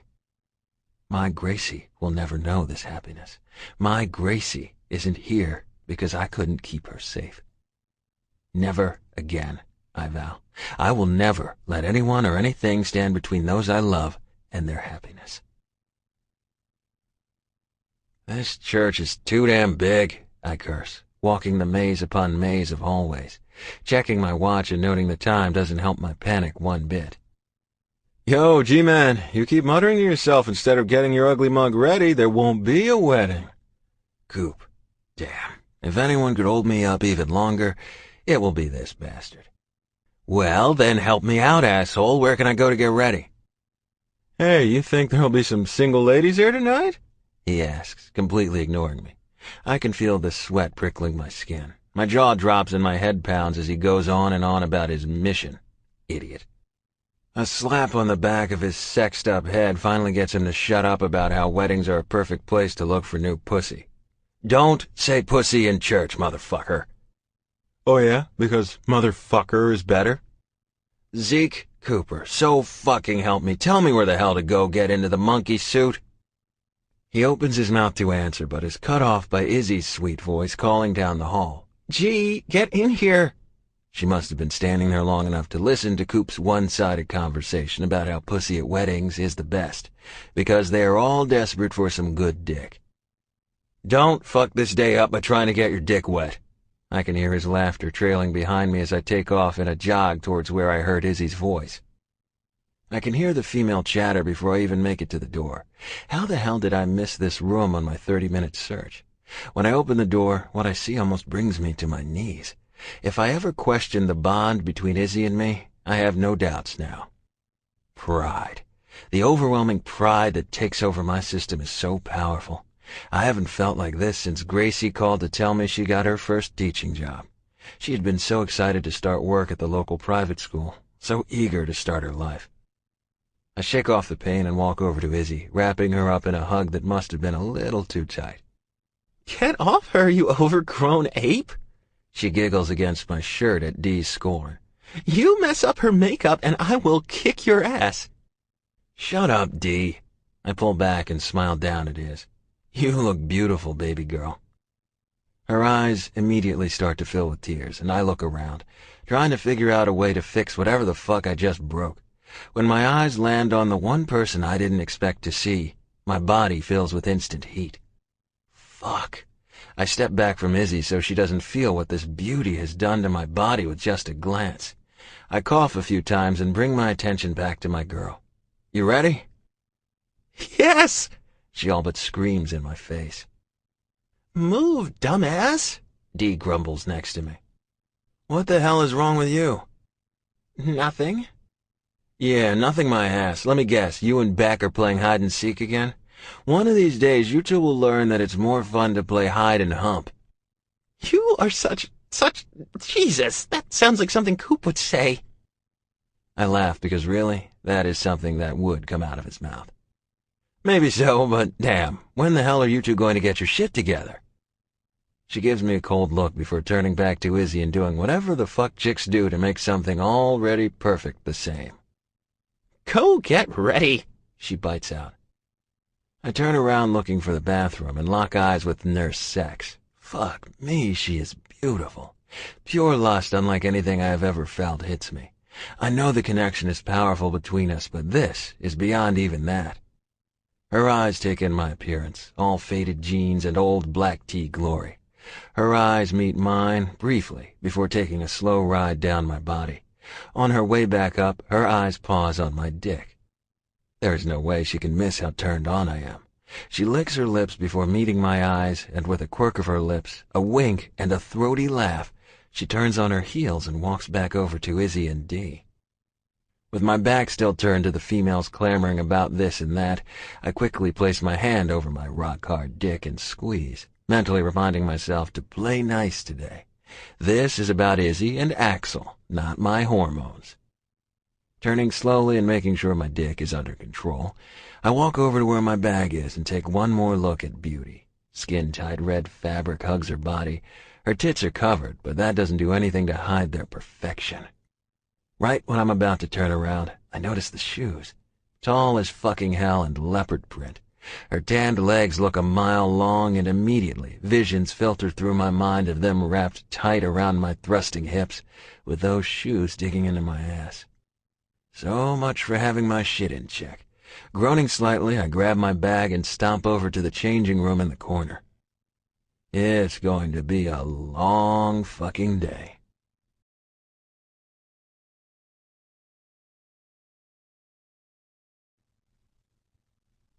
Chapter 7. Melissa. Well, that was interesting. Laughing to myself, I moved my eyes from the door that just slammed, back to the girls that are looking at me with calculating eyes. What? I innocently ask. These girls might not have known me long, but it doesn't take much for another woman to recognize a feeling of off-the-charts sexual desire. Don't give me that crap, Melly. You two are practically having sex in the middle of the room. I know fucking when I see it. Izzy starts laughing at Dee's outburst. I can't tell if she's pissed or just being a bitch. Is there something going on between you two? I didn't mean... Hell no. Okay, then the problem is what? I meet Izzy's eyes, and she seems to find great humor in this. Well, at least she's calmed down some. You would think she was expecting the world to fall apart around her if she doesn't get married as soon as possible. No problem, Dee mumbles and walks out the door. Don't worry about her. She just needs to cool off. Some drama between her and Beck, but believe me, you will get used to it. Emmy walks back in a few minutes later with a bright smile and hands Izzy a blue box. What's this? She questions. What do you think? She replies with a smile. He got his? Oh, yeah. I left a bunch of overgrown idiots making fun of him for choking up over some cufflinks. I meet Emmy's laughing eyes and let out a few giggles of my own. Giggling? Really, Melissa? The more I hang out with the girls, the more I'm starting to feel like a walking billboard for cheer. I can understand the guys thinking it's funny, but when Izzy explains the meaning behind the angel wing cufflinks that she found for her future husband, even I get a little misty. We watch as she flips the lid and brings out a single chain. She gasps softly and sinks down to the chair behind her, just rubbing her thumb over whatever is attached to the bottom. What the hell happened in the 2 minutes I was in the bathroom? The deep rumble comes right behind me, causing me to jump slightly. Nothing, G. Shit, calm your ass. I haven't heard Emmy get such an authoritative tone before. Damn. If I was into chicks, that would be kind of hot. What is it, baby girl? He asks, kneeling down in front of her. This is the first glance I have of him in his wedding garb. Holy shit, he can clean up nice. His dress shirt looks made for his body and his alone, pulled tight across his muscular frame. The way he is bent over gives me a perfect view of his tight ass. His brown hair is gelled and styled to calm the unruly locks. He looks all man and pure sex. And I thought it was going to be easy to resist this man. I gave him a few more sweeps of my hungry eyes before moving my attention back to whatever Axel has sent over to Izzy. Isn't it perfect? She whispers to Greg. Yeah, he whispers back. They say a few more things softly and clearly meant only for their ears, before she throws her arms around his neck and holds tight. Dangling from the chain in her hand is a wing-shaped locket. She must have opened it to show Greg what was inside, because staring back at me is an inscription on one side, and on the other, a picture of their adorable son. Whatever it says clearly holds some powerful meaning to them. What's it say? I quietly ask Emmy. She sniffles a few times before answering. It's Latin for love conquers all. After that, it takes a few minutes to calm Izzy down and fix her makeup. Greg is clearly unhappy about her being upset again. Their connection is so strong you can almost feel it. The jealousy that I feel towards that is not something that I'm used to or something I like. At 5 o'clock, we make our way back up to the top floor of the church, and I give Izzy a tight hug before Emmy and I find our way down to our seats. I take one look at Axel, standing in the front with a big smile on his face, before settling in next to the rest of the boys from his security business. Axel and Izzy have decided to keep the wedding party small, and by small I mean one person each. Izzy's is D, and after Greg walks her down the aisle, he will take his place next to Axel. Now, where their wedding party is small, their guest list isn't. Izzy explained to me that since moving his company from California and joining up with Greg, their security and investigation business has become the go-to company in Atlanta. They invited would look to be the whole population of Atlanta. When the music starts and Dee makes her way down the aisle, it reminds me of the last wedding I attended, the last wedding I was the maid of honor for. But just looking at these two, I know this marriage will have a much longer lifespan. When everyone is busy staring at the bride, I am busy looking at her walking partner. I am really beginning to doubt my quest to stay away from him. When his eyes meet mine through the crowded sanctuary, I know it was only a matter of time before we collide. The ceremony was beautiful. Even with my jaded heart, I can admit that much. There is no doubt in my mind that Izzy has lucked out and found one of the good ones. I know little about her past with her ex-husband, but what I do know makes me happy my friend has found this, and because of that, even I was wiping tears away by the time they said I do. They keep the ceremony short and sweet, asking everyone to please join them for the reception to follow. When they reach the end of the aisle, Axel pulls her into his arms and crushes his lips to hers. When his fist thrusts into the air as a symbol of victory, and he pulls back to look into his wife's eyes, Emmy reaches down and grabs my hand. She is a mess, crying and vibrating with extra hormones. I want nothing to do with that, but the lump in my throat is having fun calling me a liar. There is just no way to watch a love like that unite and not feel it. I sit with Emmy and talk about the reception to follow for at least 10 minutes or so. We are waiting for the congestion in the parking lot to clear out before we head over to the reception. At the same time, I also try to avoid the look of contempt coming from the corner of the church lobby. I can literally feel the eyes on me this very second. Talk about creepy. When a shadow falls over me, I am ready to turn around snapping, but when I look up and meet Greg's blue eyes, I quickly snap my mouth shut. His already handsome face is taken over by a look that is pure peace and happiness. I can already feel the tingles of arousal coiling in my gut. "Beauty, you need a ride?" he asks me, interrupting my inner slut. His eyes darken slightly, and there is no mistaking the real question behind those words. "Depends on what kind of ride we're talking about, stud." He laughs, and even that sounds like sex. "If I thought you were serious, I would tell you to jump on, babe." "You two really should just go lock yourselves in the confessional and get it over with," Emmy interrupts. I look over at her, begging her to shut the fuck up before answering Greg's question. "Well, babe, I don't know what kind of ride you're offering, but it looks like that position is already filled." "What?" I had to give him some credit. This man can play the game. He genuinely looks confused, clearly caught off guard by my reply. "Your little friend from the other night?" I say, pointing over his shoulder to the little hooch in the corner. The look of shock on his face is almost comical. He really had no clue that she was standing there. "Motherfucker," he grumbles under his breath. "She is not with me. Come on, beauty, run away with me." I look into his eyes a few seconds.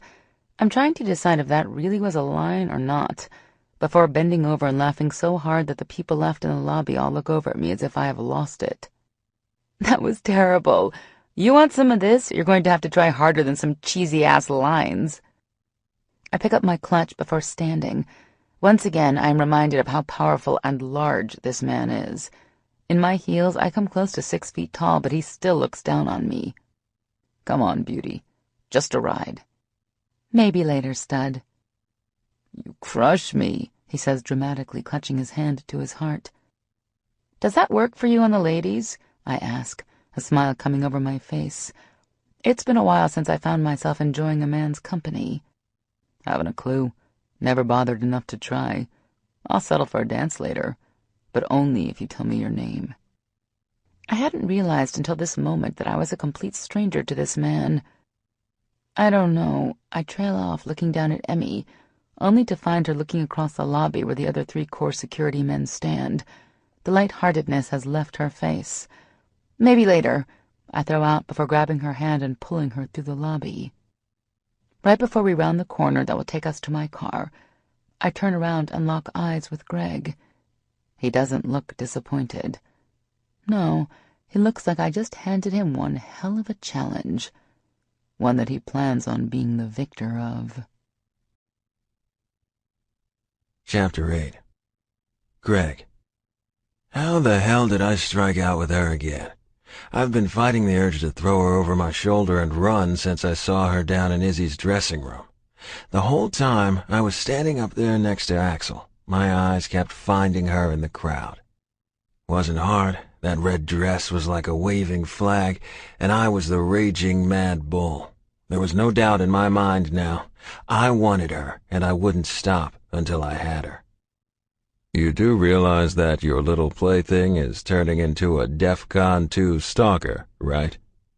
Beck leans up against the wall beside where I stand, watching Emmy and my mystery woman walk to an older model car.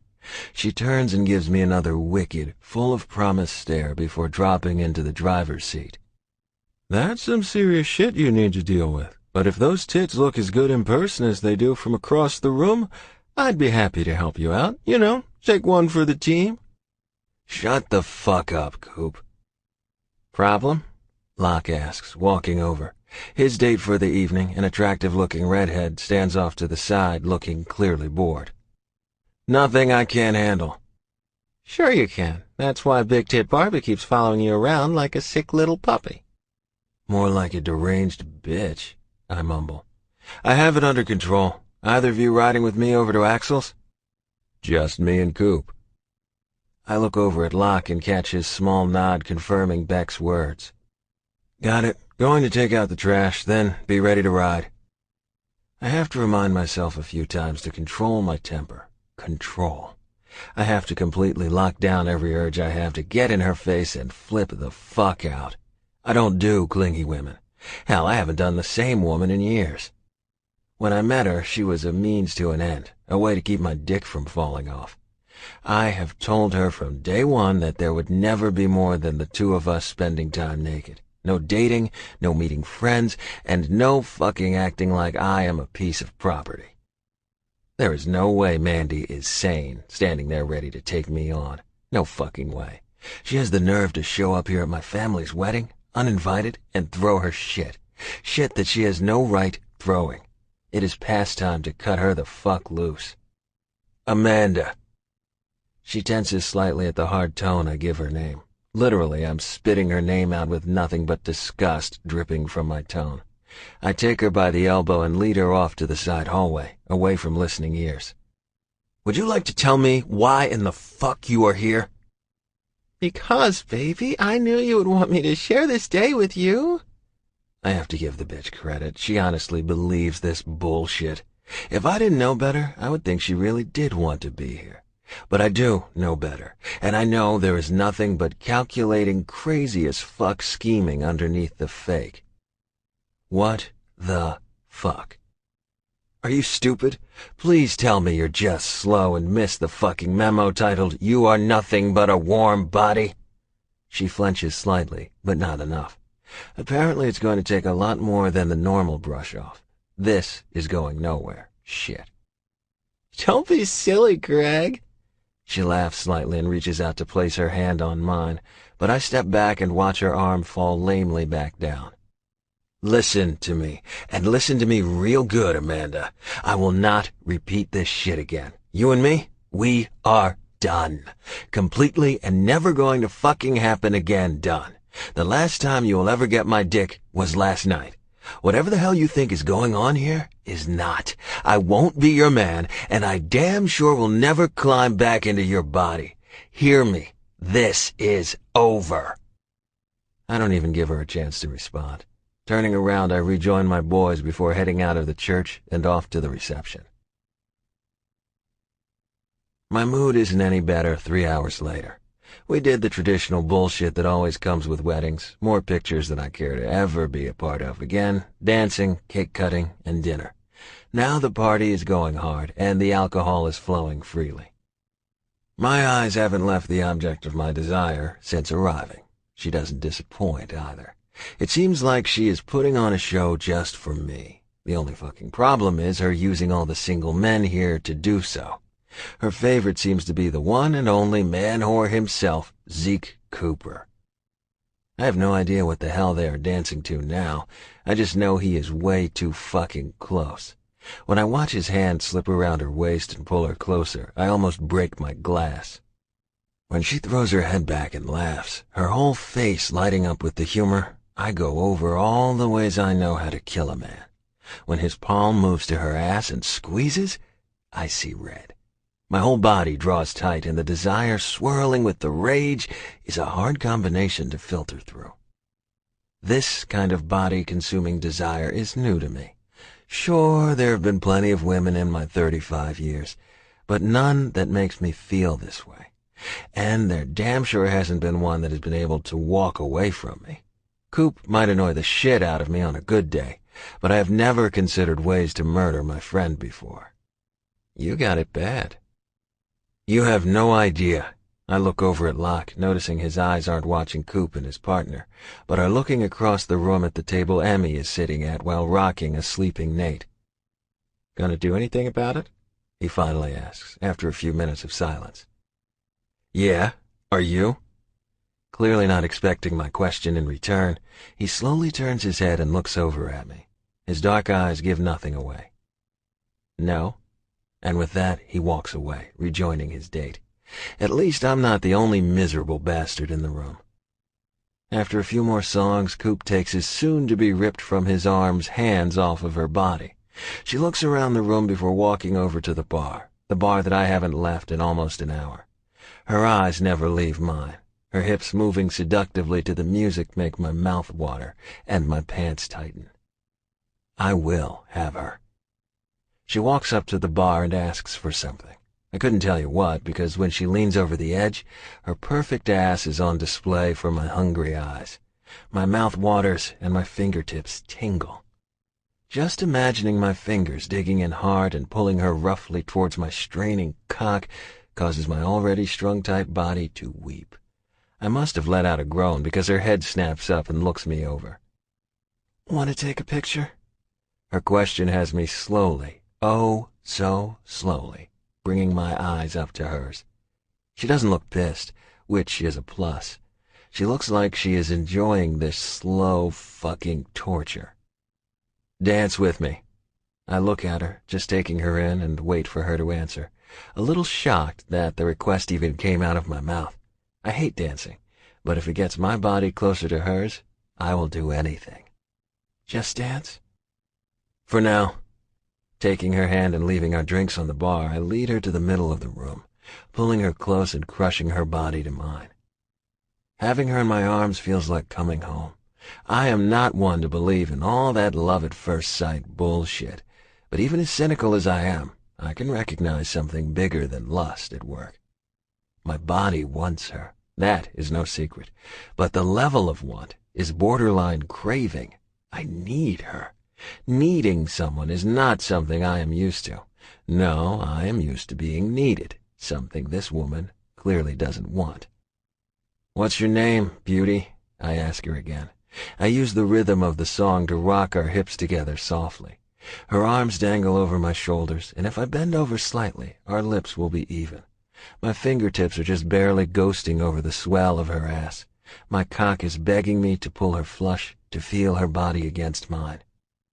She ignores me and smiles coyly. She might be able to play off this aloof behavior as indifference to our connection, but her eyes can't hold back. Her eyes are telling me everything I need to know. She might not have made up her mind as to what she wants, but I can tell deep down she wants to find a dark room. Come on, beauty, tell me, I plead. I'm not past it at this point, and fuck if she wants me to call her Timmy and bark like a dog, I will. She doesn't answer, but her hands push into my hair and grab it in a firm hold, pulling the strands tightly. She comes off her heels and brings her mouth up to my ear. What's it matter? Normally I would hate games, but with her it feels like foreplay. Babe, I need to know what to call you when I slide my dick into your body. Her gasp in my ear causes my already painfully hard dick to throb. She pulls back and looks at me. Her wide blue eyes are sparkling with curiosity. You said just a dance. Like I needed reminding. Didn't say we would be dancing with our clothes on. We lock eyes for a few more seconds before I hear the song change and the soulful sounds of Sam Grove's Lay You Down fill my ears. If this isn't a sign, then I don't know what is. I pull her close to my body. Her tits crush against my chest, and my dick pushes into her stomach. My leg pushes between hers, and I begin a slow, sex-filled rhythm with our hips. Bending down so that my lips are a breath away from her ear, I softly sing the words, making sure that every single ounce of promise I possess is present in the lyrics. Wrapping one arm around her slim waist, I trail the other slowly up her spine before cradling her head lightly, turning it slightly to give me better access. I can feel her breath coming rapidly against my cheek, and where my thumb rests against her neck, her pulse is pounding in frantic succession. She wants this. We continue our slow grind to the lyrics that feel like they were made for our dance. There is no doubt in my mind that if our clothes were absent, I would be deep inside her body. Chapter 9. Melissa. I might have been able to hold my reserve about staying away from this man until he takes me in his arms and basically blows my mind with just a dance. I am willing to sign my soul over at this point. I can feel him pressing against my stomach, every rock-solid inch.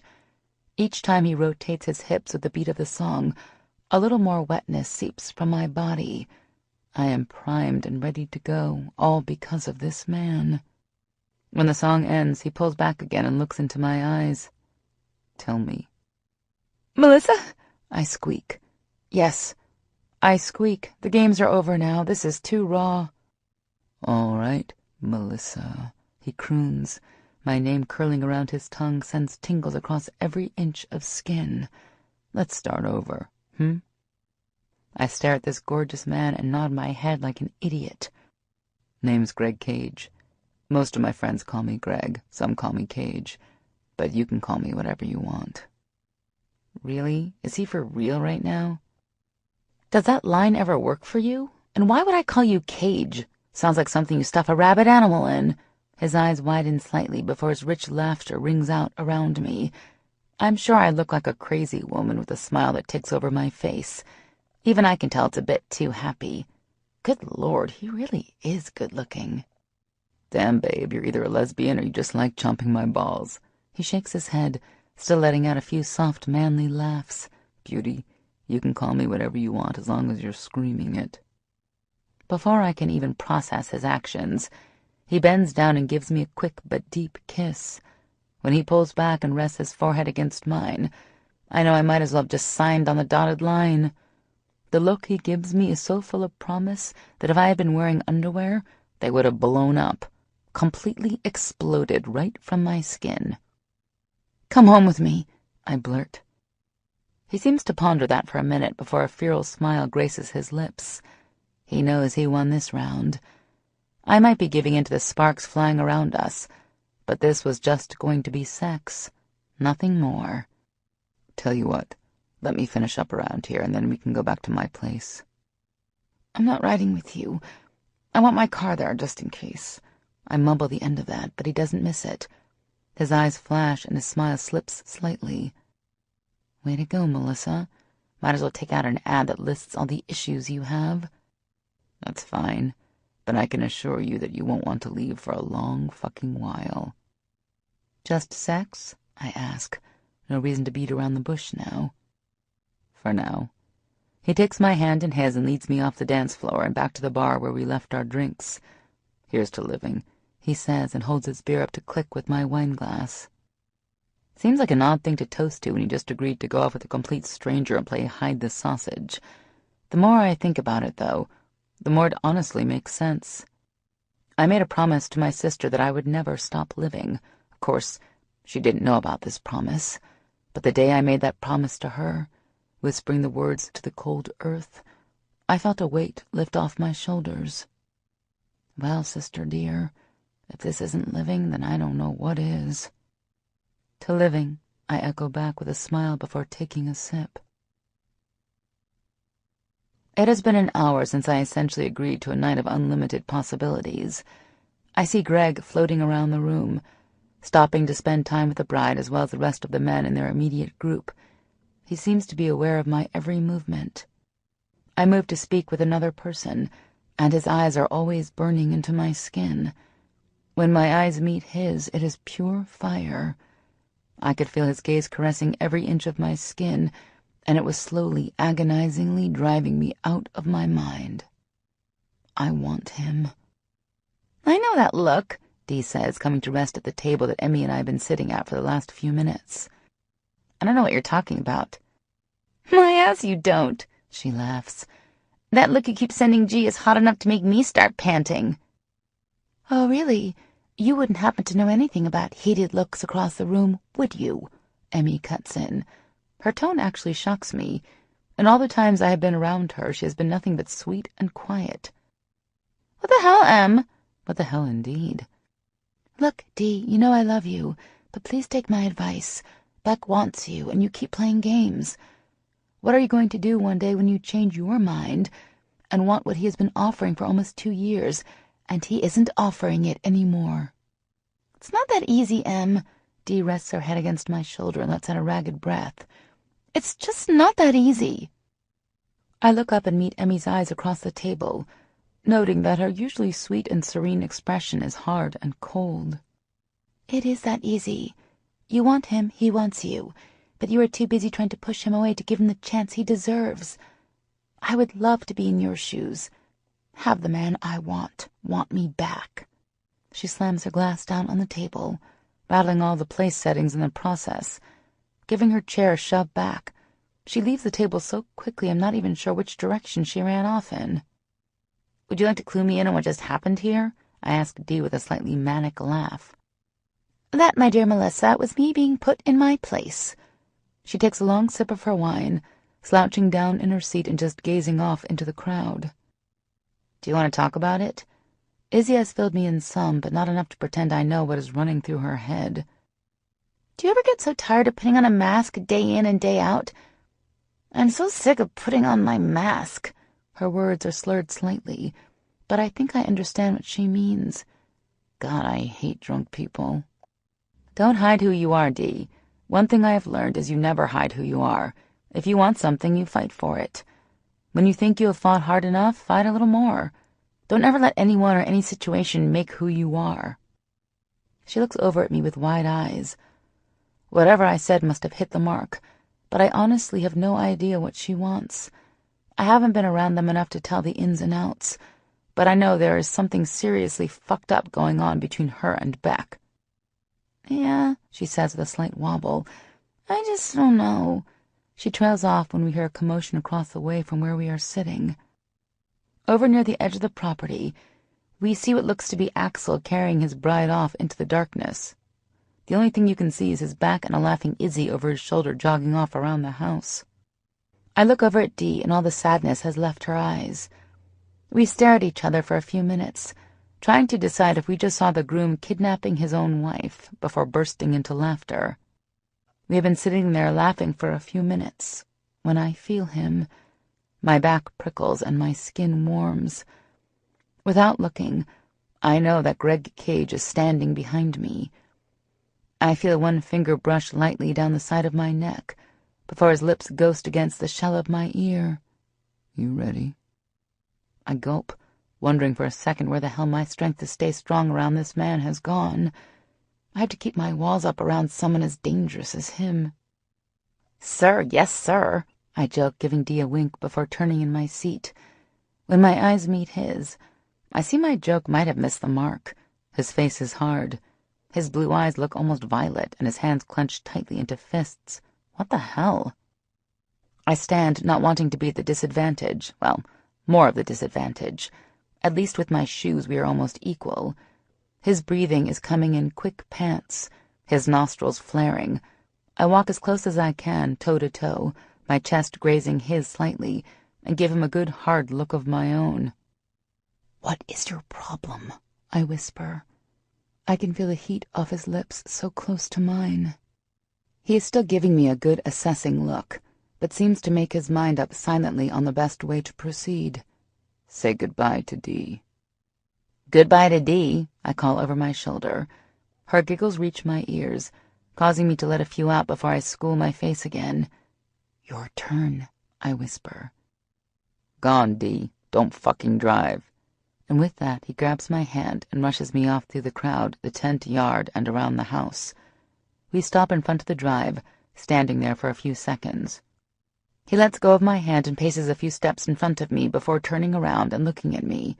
His breathing hasn't improved much, and a small part of me wonders if he might have asthma or some shit.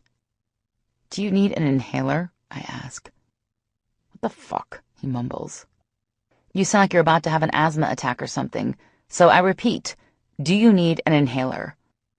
He raises one thick brow and lets out a rough laugh. "Do I need a fucking inhaler? No, I do not need an inhaler. What I need is for you to please behave yourself in public. You can't say shit like that and not have me wanting to rip your sexiest sin dress from your body. The next time you call me sir, it better be when you are begging for me to let you come." He reaches out and pulls my body forward, crushing his lips down against mine. Jesus Christ!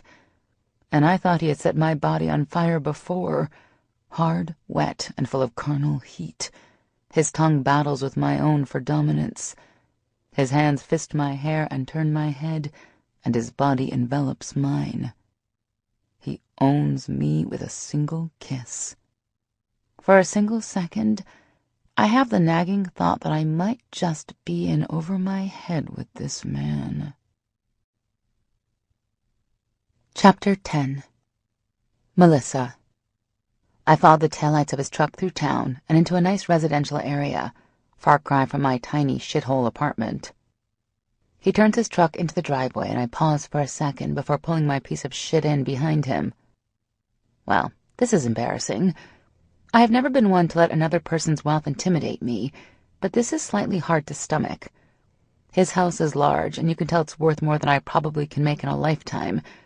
Anytime you need to drive through a guarded gate to get to your house, you know it isn't the ghetto.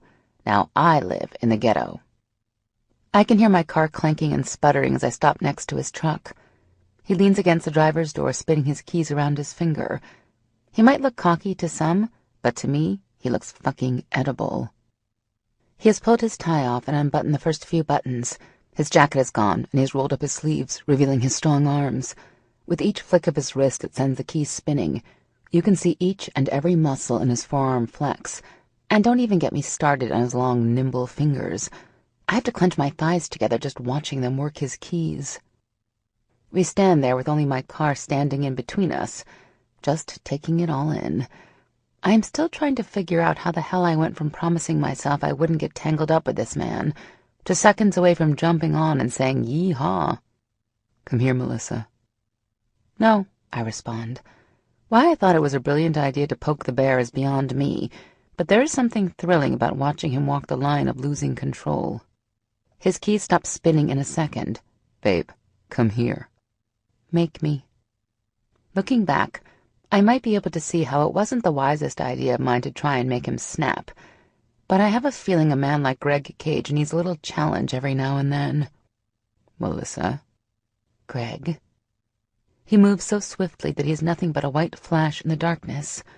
Before I know it, his shoulder meets my belly, and I am being carried into the house. His hand against my ass sends shocks of desire up my spine. I can feel my pussy tighten with awareness, like even that bitch knows how close he is to her. I push off his waist, trying to take in the house as he barrels up the stairs. Even with his quick and rushed movements, he is careful not to jar me on his shoulder. Deciding for some unknown reason that it would be fun to further test his control, I bring my hands from his belt and take each of his firm cheeks and squeeze. Damn, his ass is hard as a rock. His growl fills the silence that had only before held the heavy breathing of this insane man. "Watch it, Melissa. You're playing with fire." "Always did like it hot," I groan, bringing one of my hands up and slapping his ass hard. My palm tingles and sharp stabbing pain shoots up my wrist. Fuck, I think his ass just broke my hand. He stops dead mid-step into what I can only assume is his room. I don't even think he is breathing, statue still and vibrating with unleashed tension. Uh-oh. Slowly, oh so freaking slowly, he begins dropping my feet to the floor. His face is unreadable, but he can't mask the heat in his eyes. Burning. Every inch of my skin his eyes cross over feels like it has been physically touched. I bring my arms up and start unbuttoning his shirt. He just stands there and lets me. It takes me a second, but around button 2.5, I realize his silence is nothing more than his trying to regain the control that is slipping away. No way, not having that. Grabbing both sides of his half-undone shirt, I give a hard yank, sending buttons flying around me. He lets out low rumbles deep in his throat, and his hands clench. Running my hands from his rock-hard pecs down to his abs earns me another throaty growl. When I palm his dick through his pants, his eye twitches and he sways slightly. Leaning forward, I swirl my tongue around his nipple and give a solid squeeze to his generous bulge. When I bite down on his nipple lightly, his groan turns into a fierce roar. I step back hastily, almost knocking my ass to the ground when I trip over the rug. His hands shoot out and grab my hips to help steady my legs. "Get naked." "No," he finally pants once he makes sure my footing is solid. He steps back and drops his ass into a chair that I didn't even notice was there. Looking around the room, I take in the masculine warmth. All the furniture is dark wood and cream colors the walls, very earthy. My red dress stands out against all the muted tones. I look back over to where he is lounging and take in his arrogantly lifted brow. He doesn't think I'll do it. Stupid man. Turning on my heel and presenting my backside to him, I reach up and slowly draw the zipper down the length of my back. Luckily, it isn't so high up that I need to ask for his help. I take my time, feeling the teeth unhook one at a time with a measured glide of the zipper. When it catches at the bottom, I look over my shoulder again and watch as he brings his hand to his belt. Well, that is fucking hot. I slip each shoulder off slowly before letting the dress drop and pool at my feet. I can't hold back my smile at the harsh intake of breath that comes from behind me. I'm certain that he didn't expect to find me completely naked beneath my dress. I bring my leg up, but right before I slip my shoe off, I hear his strained voice say, "Leave it." I drop my foot and slowly turn to face him. I'm comfortable enough in my own skin to know I look damn good. When I complete my turn and meet his eyes, I can see that he agrees. Looking down his body, I notice that he has slipped off the shirt and his pants are unfastened. One hand grips the arm of his chair with so much force that it looks like he might rip the arm right off, but his other hand is slowly stroking one hell of a shock to my system. His body alone is enough to convince me to sell my left tit just to touch it, but to see what he has been packing all day makes my center weep with wetness. Huge, thick, and decorated. He fingers the hoop, which causes his dick to jump and a hiss to shoot from his mouth. As if the Prince Albert isn't shocking enough, the second horizontal bar through his bulbous head is my jaw dropping.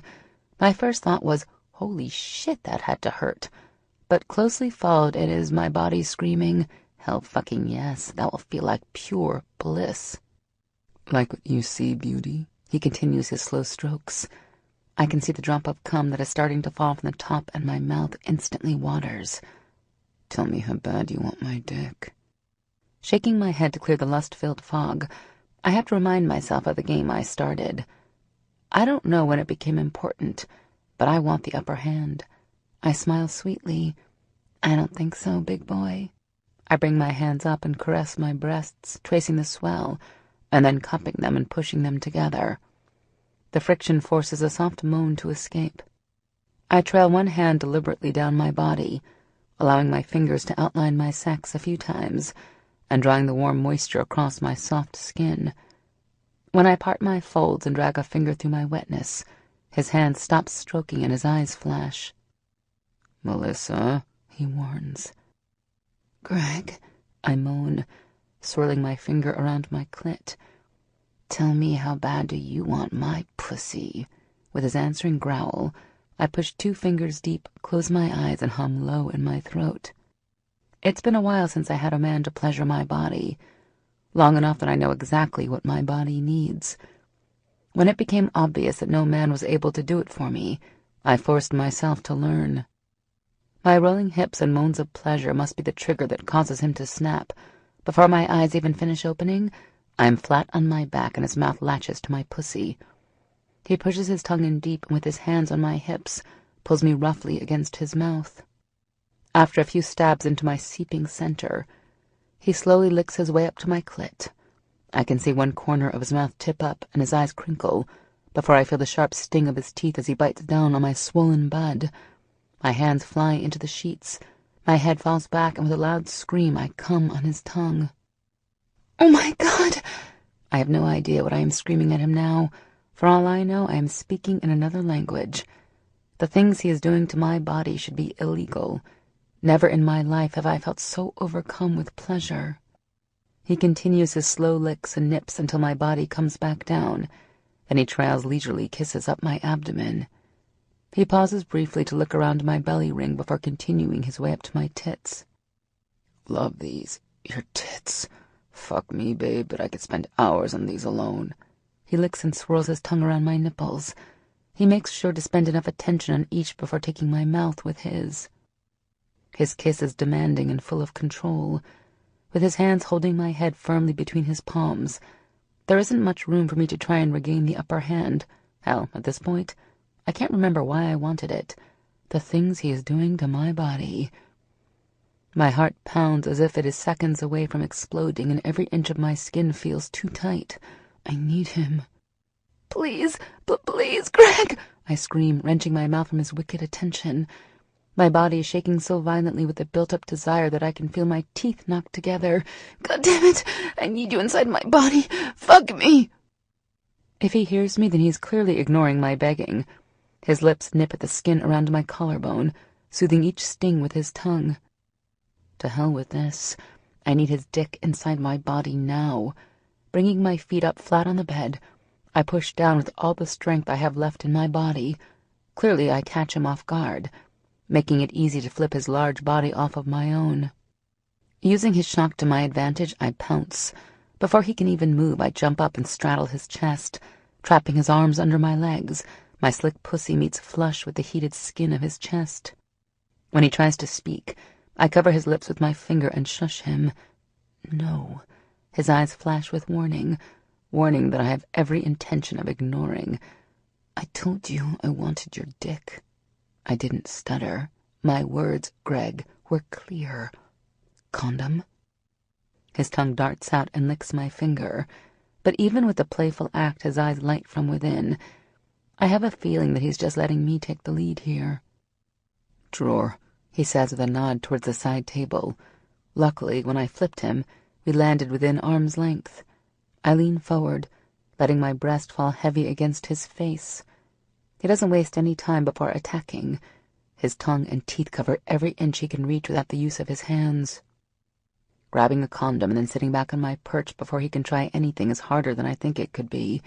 He lets out the most raw, feral sound when his lips lose purchase on my nipple.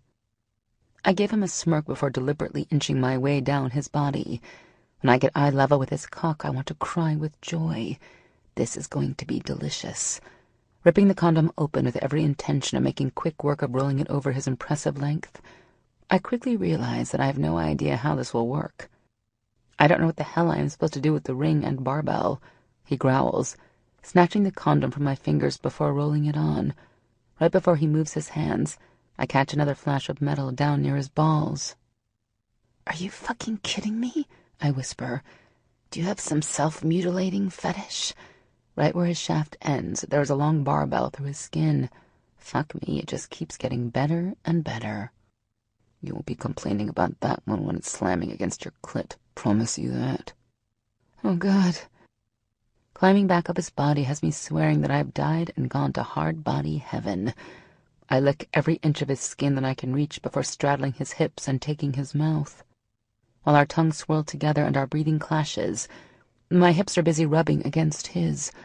My legs spread just about as wide as I can get, forcing my pussy to open like a flower and hug his dick tight. Pushing off his chest, I lift up, grab his dick, and slam myself home. I almost can't hear the harsh bite of his breath over my scream. I feel the rings hitting a spot deep within me that will have me begging in no time. The one pressed tight against my clit has my vision going hazy. "Have to move," he warns, and once again I find myself rolled onto my back. He doesn't even pause when he flips and pounds into me. His hips slap against mine. His balls make a loud wet sound as they hit my skin, and his eyes flash something I wish to God I understood. "Harder!" He slams deep and leans up on his knees, causing his dick to slip out almost completely. His large hands grab my hips and bring my body half off the bed. With my head still on the bed, the rest of my body hovers under his control as he pulls back and gives me my wish. My legs are dead weight. My hands clench tightly in the sheets, and my eyes hold his. The look in his eyes combined with the hard hitting of his piercings and the awe-inspiring thrusts is enough to have me screaming, begging, and pleading. I have lost control of my body. It is locked tight and shattering into pieces. His hips pick up speed, but then slightly slow down towards the end of my release. He brings my body back down to the mattress and rocks his hips, causing a few more aftershocks to roll through my body. "Do you like my cock? Do you like having me so deep in your body you won't be able to walk tomorrow? The way your pussy is gripping my dick and your wetness is coating my balls, I would say you fucking love it." I whimper and he smiles. This isn't the attractive smile he gives the public. No, this smile is pure fucking sexy evil. "Going to fuck you raw," he warns before making true to his words. When he finally grabs my hips and locks our pelvises together, I have come twice and lost track of reality. It takes us a good hour before we are even able to detangle our limbs. When his body crashes down on mine, he rolls slightly so I won't have issues breathing. His weight feels perfect against my body, and I can't bring myself to be alarmed at how perfect that match seems to be. Maybe it's time to let someone in. No, even with the perfect sex, I have learned enough from my sister to know it isn't wise to let a man have your heart.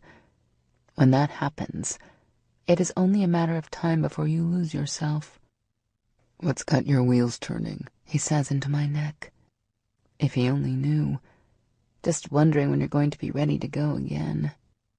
"Fucking animal," he laughs. Chapter 11. Melissa. What does your tattoo mean? We have just finished another rough round of the best sex I have ever had. New rule. Any man I sleep with must have the trifecta of vaginal bliss. When the steel of his bass piercing hits my clit, I can see angels singing in the heavens. He's relaxed on his back with his arms slung over his head, and the tattoo I haven't noticed before is on full display. I have been running my fingers softly over the ink for a few minutes, watching his skin prickle with every stroke. I've never seen something so simple be this moving, breathtaking.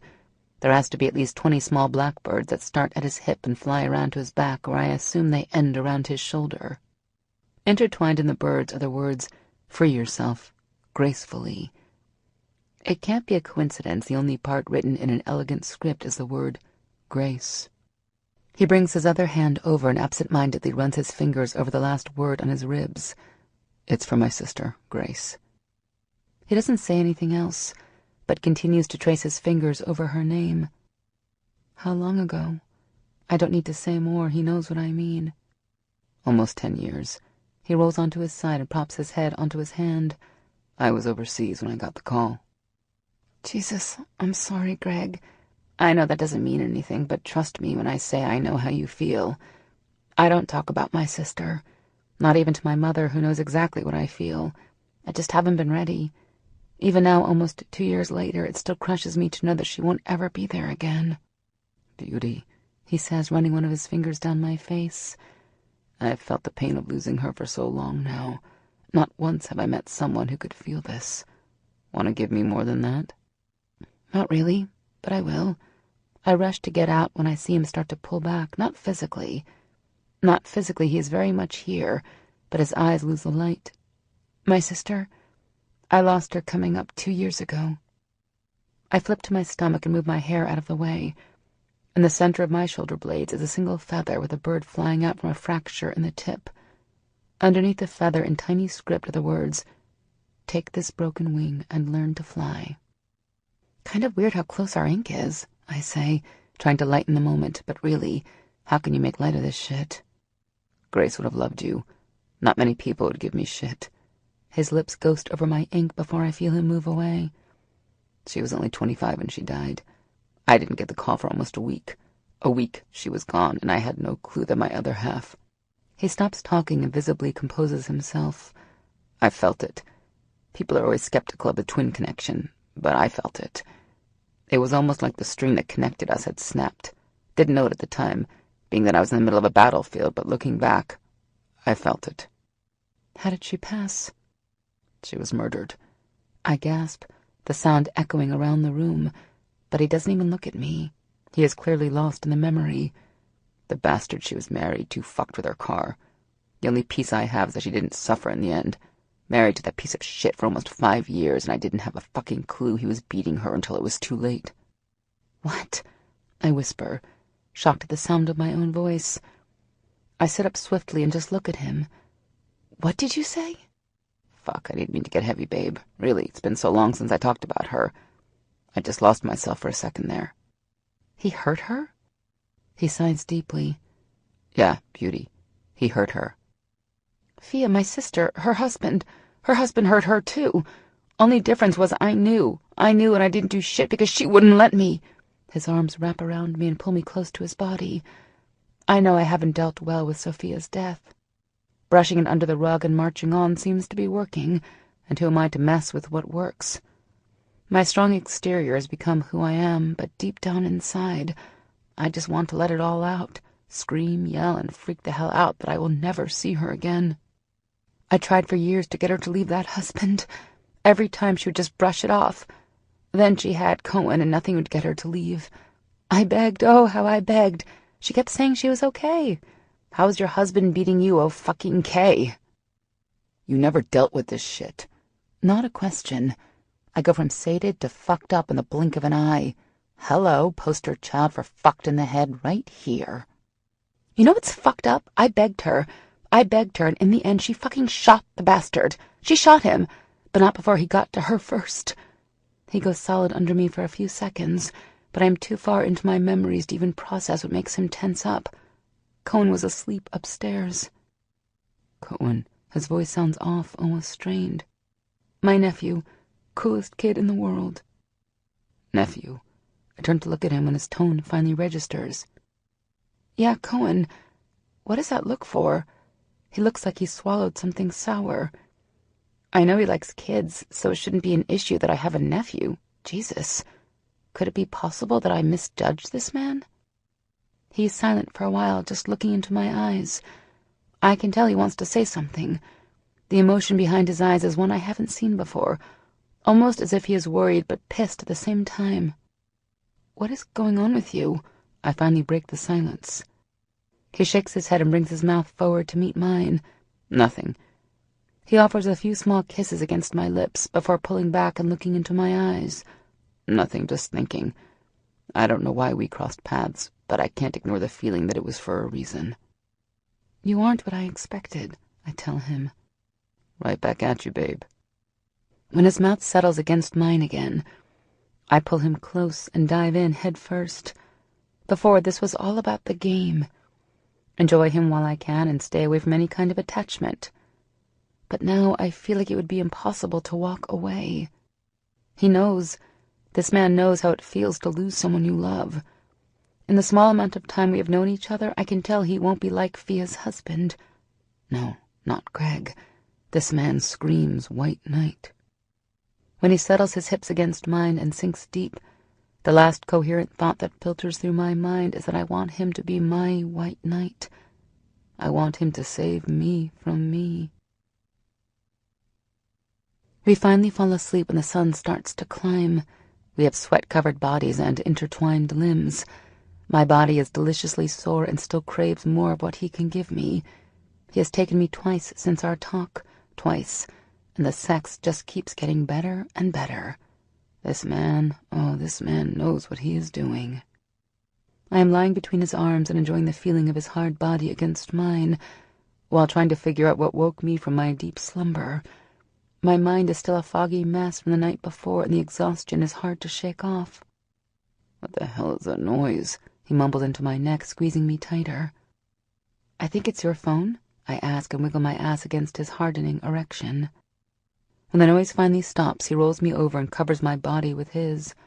"Good morning," he says with a smile. "Good morning." He moves to kiss me, but I turn my head and cover my mouth with my hand. "No way! Morning breath!" I laugh into my palm. "I don't care." He trails his lips down my exposed neck and nips his way to my breast. How can I argue with a man that is determined? And if I'm honest with myself, I don't want to. My body's been demanding his since the last time he pulled out. "Spend the day here. I know you're all Miss Independent and shit, but stay. Please." Looking into his blue eyes and his wide smile, I know it is impossible to tell him no. All my previous misgivings have fled, and the only thing that is left is the desire to see what exactly is going to happen with this thing between us. "Yeah, I'll stay, if you make it worth it." If possible, his smile gets even larger. He throws his head back and laughs. "I think we can arrange that." He reaches over, grabs another condom from the edge of the bed, pulls up to his knees and offers me a wink before stroking his cock a few times. His eyes never leave mine when he rolls a condom slowly down his length. "Tell me how bad you want my dick," he commands. His eyes are burning so bright, and the wicked promise I see in them has me answering without hesitation. "I want your dick. I want your dick bad, baby." In a flash, he is covering my body and is stretching my sex wide with his slow entry. Our mouths fuse together. His tongue dances with mine. Each time we come together, it's hard and fast. But this is something else. I could feel him, every inch of him. It feels as if we are not just physically, but also mentally marking each other, right down to our souls. Powerful. I might not be ready to completely admit it, but this connection isn't something we will be able to ignore. When he sinks deep and rolls his hips, I think I'm going to pass out. The rings on his dick add to the increasing pleasure. The one hugging my swollen clit sends shocks of pleasure pulsing from my center in waves. He slows his attack of my mouth, and with a few small kisses pulls back and looks into my eyes. "Never felt this good," he whispers against my lips, his slow thrusting bringing each word home. With one more kiss, he lifts his body from mine and bends his head to look down to where we join. I follow his gaze and watch as he slowly pushes deep, pulls out, and then repeats. There is something so erotic about watching him take me. When his eyes come back up and meet mine, one side of his mouth lifts and his handsome features relax with pleasure as my body tightens around his. He lets out a strangled moan, closing his eyes slightly. "Love seeing you taking my dick. Soaked, baby." He pulls out, keeping his torturous pace, and pauses briefly before slamming deep. "God damn, feels so fucking good." I vaguely hear the sound again that woke us up in the background, but when his hips rotate and swirls of ecstasy start to take over my body, my mind no longer cares. My hips rise from the bed to meet his. His hands curl around my shoulders and use his hold to pick up his speed. The pleasure is almost too much to take. I wrap my legs lightly around his back and press my heels into his ass, silently pleading for him to take me even harder. By the time we both climb high and are about to push over, we are both covered in sweat and breathing like we run a marathon. My fingers claw at his back and his teeth latch to my shoulder. It is raw, hard, and so fucking good that I never want it to end. "Fuck," he hisses. "God, yes," I scream, and with a few more rolls of his hips, we both find our release. My vision goes black for a few seconds, and those damn angels in heaven are singing again. He rolls to his back, taking me with him. His breathing is just slowing down when the phone next to his head starts ringing. "You have got to be fucking kidding me," he rumbles under my ear. Reaching over, he snatches the phone off the cradle and barks a nasty, "What?" He's silent for a while, offering a few gruff, manly grunts, and then disconnects. "Gotta take care of this shit real quick, babe," he says softly, with only a small bite left to his tone. Apparently his anger at the caller has diminished slightly. At least he doesn't direct it at me. Go run a bath and I'll be right back, yeah? Need to go down to the gates and help out a situation. My body is still enjoying the blissful state he just put me in, so it takes me a second to understand he is leaving. But he said he would be back, and that is good enough for now. I roll to my side and watch him hastily pull on some sweats and a faded USMC t-shirt. Be back, beauty. With a small smile and a kiss, he takes off out the door. I stretch and look up at the ceiling. It seems strange that we are this comfortable with each other after only knowing each other for a few days. But there is a connection there that is hard to ignore. Still, a small part of me worries that he might be hiding something. I have spent more years than I can remember during and after Fia's death feeling like all men are evil. But my gut is telling me to stick this one out, to trust this man. For now, I plan to just enjoy life and live it day to day the best I can. With a vow to give this guy a chance, I jump out of bed and take off for the promised bath. Chapter 12. Greg. The last thing I want to deal with after what could possibly be the best fucking sex I have ever had in my life is crazy Mandy. It is easy to ignore the phone when I have Melissa's wet, tight heat hugging my dick. There isn't a goddamn thing in the world that could pull me from that. The feel of her body. I have never experienced anything like that, and it is something I'm not willing to give up anytime soon. I knew when I first saw her that she would be someone worth the trouble. And trouble she is. Fuck. My pants are getting tight just thinking about all that feisty attitude she throws around. The last thing I need when dealing with Mandy and her crazy is a goddamn hard-on. She would take that shit as encouragement. Leaving the house and knowing that Melissa is currently naked and very sated in my bed is hard. I should be worried about the connection being so intense between us, but this is what I have been looking for. What I want. The only problem with that is the potential fuck me she dropped last night. When she told me about her sister, my heart stopped. Right there in my chest. The bastard just skidded to a big fucking halt. Could I be sure? No. Am I pretty fucking positive that her sister was Sophia Wagner? Yeah. First chance I get, I am going to rain a firestorm on Derek. A son? Not once did he mention she had a kid who survived that shit. Fuck me, he didn't tell me there was a kid at all. Sure, I could blame myself for not checking more into it, but that's what I paid Derek to do. Simon would know within a second if I were watching him again. Slimy motherfucker. I have been so consumed with finding some sort of vengeance for Grace that I let it blind me. Axel told me from day one to let one of the other guys take over and be the eyes for me, but it is just too important to me. And in the end, I have nothing to show for it.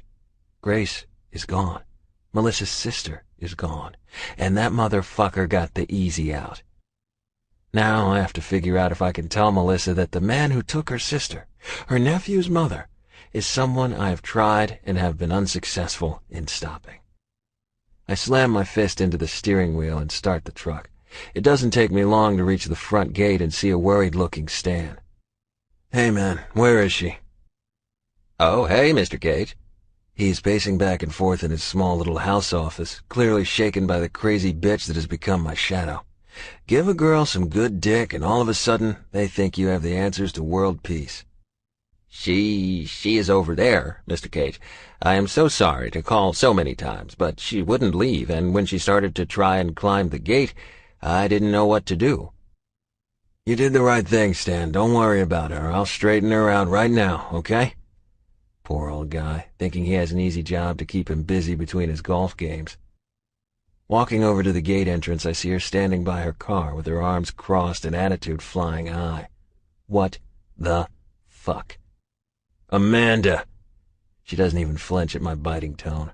Not a brow lift, lip curl, nothing. Not a single reaction to the fact I do not want to see her here. What are you doing here? She moves now, pushing herself off her immaculate BMW that I'm sure her daddy bought her, and strutting like the practiced whore she is. Craig, baby, I knew you would be happy to see me. I wanted to surprise you and bring you breakfast in bed, but that man wouldn't let me in. I told him you wouldn't mind, baby. I look around to see if I can find the hidden cameras that have to be around here somewhere. There is no fucking way this bitch is for real. What the hell are you talking about, Mandy? Never. I would never give you access to my house like that. You only know where the hell to find me because I was hard up enough for some ass that I brought you here. That was my mistake. You need to go home, Mandy. Go home and forget that you know me. Turning around and walking away from the gate should have been easy, but when I hear a banshee cry, I can't help but turn back around. To say I was shocked to see her attempting to climb the gate is an understatement, but there she is, all long legs, short skirt, and blonde hair trying to scale the fucking gate. Twilight Zone. That is the only explanation I can even begin to think.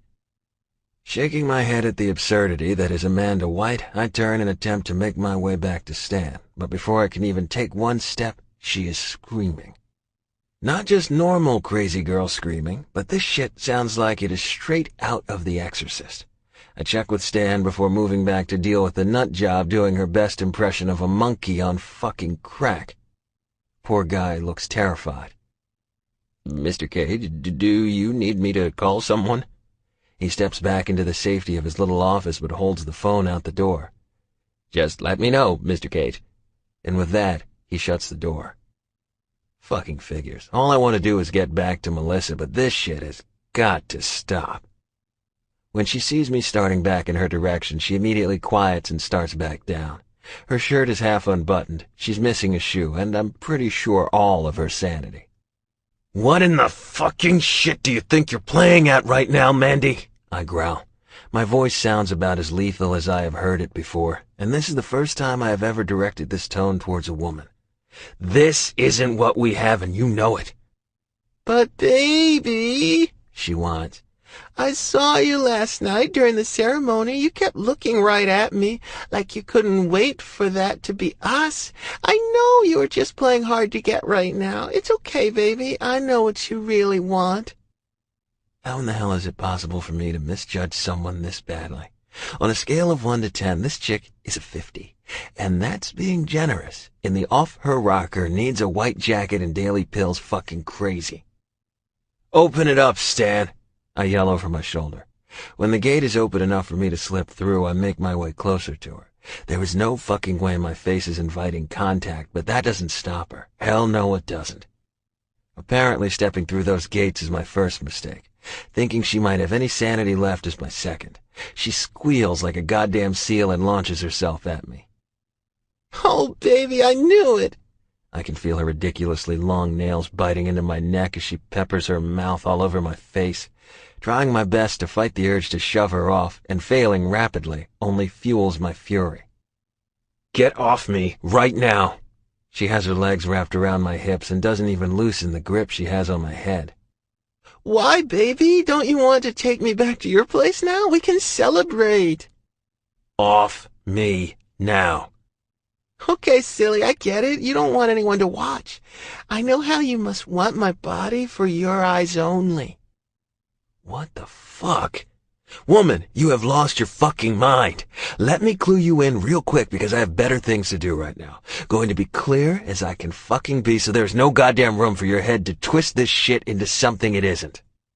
Something it sure as shit will never be. First, I damn sure wasn't looking at you yesterday. Who I was looking at isn't your fucking business, but I can assure you she knows that it was her my eyes couldn't leave. Second, this is not hard to get. This, right here, this is me trying to get the hell away. And last, I do not want you anywhere near my bed. What I want is back at my house keeping the sheets warm until I get back. What I want is so far from what this bullshit is. Hear this, Mandy, you were convenient. I needed something that you offered and never made promises to you for anything else. Don't fuck with me. A wise man would anticipate the claws to the face, but I am too busy thinking about getting her gone and getting back to my house that her slap is the last thing I see coming. Her fake as fuck act slips, and I swear the devil is looking back at me. I bring my hand up and wipe off the blood I can feel trailing down my cheek. This will be fun to explain to Melissa. What we had was real, and you felt it. I won't let anyone stand in the way of what I want. How about you hear that, Craig? Are we even on the same fucking planet right now? I don't fucking want you, Mandy. Never made the promise of more, and you fucking know it. She doesn't even flinch when I get in her space. She has no fear. Or maybe she has a death wish. "If you even think about going near my girl, I will make your life a nightmare." And with that, I turn and walk back through the gate. Should have been watching my back, though, because taking a stiletto in the shoulder blade is no fucking picnic. "You'll regret this, Greg." I wait for the gate to close up before walking over to Stan. "Sorry about that. You call me if you see her again, yeah?" "Yes, oh, yes, Mr. Cage." He nods his old weathered head so quickly I am slightly worried he might hurt himself. "Enjoy the day, Stan. Sorry about that little interruption." I take the long way back, taking a few extra roads to try and calm down. I'd really hoped to enjoy the day with Melissa, get to know her better, without the real world fucking with us. Unfortunately, I get to go back and explain why I have claw marks on my face, and I smell like a 2-cent whore. Fucking lovely. Melissa. I hear the door chime but don't move a muscle from the warm bath. It's been years since I have enjoyed this luxury. I am so used to my rusty, water-stained one-stall shower that I might never leave this room. "Beauty?" "In here," I answer with a small smile curving my lips. Who would have thought that nickname would be growing on me? "God damn," he rumbles behind my shoulder. I plaster on the most seductive smile I have in my bag of tricks and turn my head. The smile and invitation to join dies on my lips. "What the fuck happened to you?" He not only looks like he just fought a bear and lost, but you can tell the light-hearted mood we both woke up with is long gone. "Are you okay?"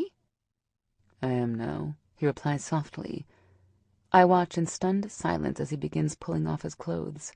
When he walks over and stands next to the tub, I lick my lips. "I can see that. Why don't we talk about why your face looks like that and you have red lipstick all over your face?" I should be pissed, but curiosity seems to be winning this emotional round. "Son of a bitch," he hisses. "Babe, let me in so I can feel you against me." Okay, I can't argue with that, but I want answers first. "I don't think so, stud. Talk." "Fucking hell, you can bust my balls any day, but let me feel you against me, babe. I need that to help calm me the hell down." He climbs over the edge and settles himself before pulling my back to his front and rubbing his hands across every inch of my skin he can reach. I hate to point out the obvious, big boy, but it doesn't seem to be working. I tell him when I feel his hard length against my back. No, it doesn't." He agrees with a few kisses to my neck. "I would rather not have this conversation, but since it literally knocked on the gate this morning, we have no choice. Understand I won't keep shit from you, and this is no different, but I didn't want to start this with something nasty." "And what exactly are we starting?" I ask. "Don't play games right now, Melissa. Babe, you know just as good as I do that me and you are happening. This isn't some cheap thrill. You feel it. But if you need me to remind you, just let me know." "Yeah, maybe when you finish telling me about the trip out this morning." "Right. Blondie from the club and church yesterday? Apparently, when I told her that the only thing she ever was to me was a number in my phone, I wasn't clear enough. She showed up this morning, gave the morning gatekeeper a heart attack with her shit. I reminded her, again, that her and I were never anything and wouldn't ever be something." "I'm guessing the claws weren't part of your endgame." I turn and kneel in front of him, with one hand to his chin. I move his head to give me a better look at the angry red welts on his skin. "Do you need a rabies shot?" I am so busy looking at the marks and trying to decide if he needs antibiotics or something stronger that the rough, deep laugh that bursts from his lips catches me off guard. I jump slightly, correcting myself before my knees can do some serious damage to his manhood. "No, babe. No shots, although if you want to play nurse, I won't argue." "Shut up," I laugh. "Seriously, do you need me to rough her up?" "Jesus, you're serious right now, aren't you?" He quickly sobers when he sees that I will in fact go offer up a good twat punch or two. "Babe, I got this. If you see her, do not even go near her. If I'm not there, call me." I would say I don't think she will be an issue, but after her little stunt this morning, I'm not really sure what she will do next. I can promise you there's no fucking way she misunderstood me this time. "Let's hope so. I don't share. Never learned." "Never shared? Jesus, you kill me. Now come here and kiss me and make it better." He wraps his arms around my waist and pulls me closer. Our lips seal together, and I immediately respond to this man. By the time I finish making it better, There's more water on the floor than is left in the tub. But I climb out of that tub with some serious satisfaction that some psycho ex hasn't ruined the morning.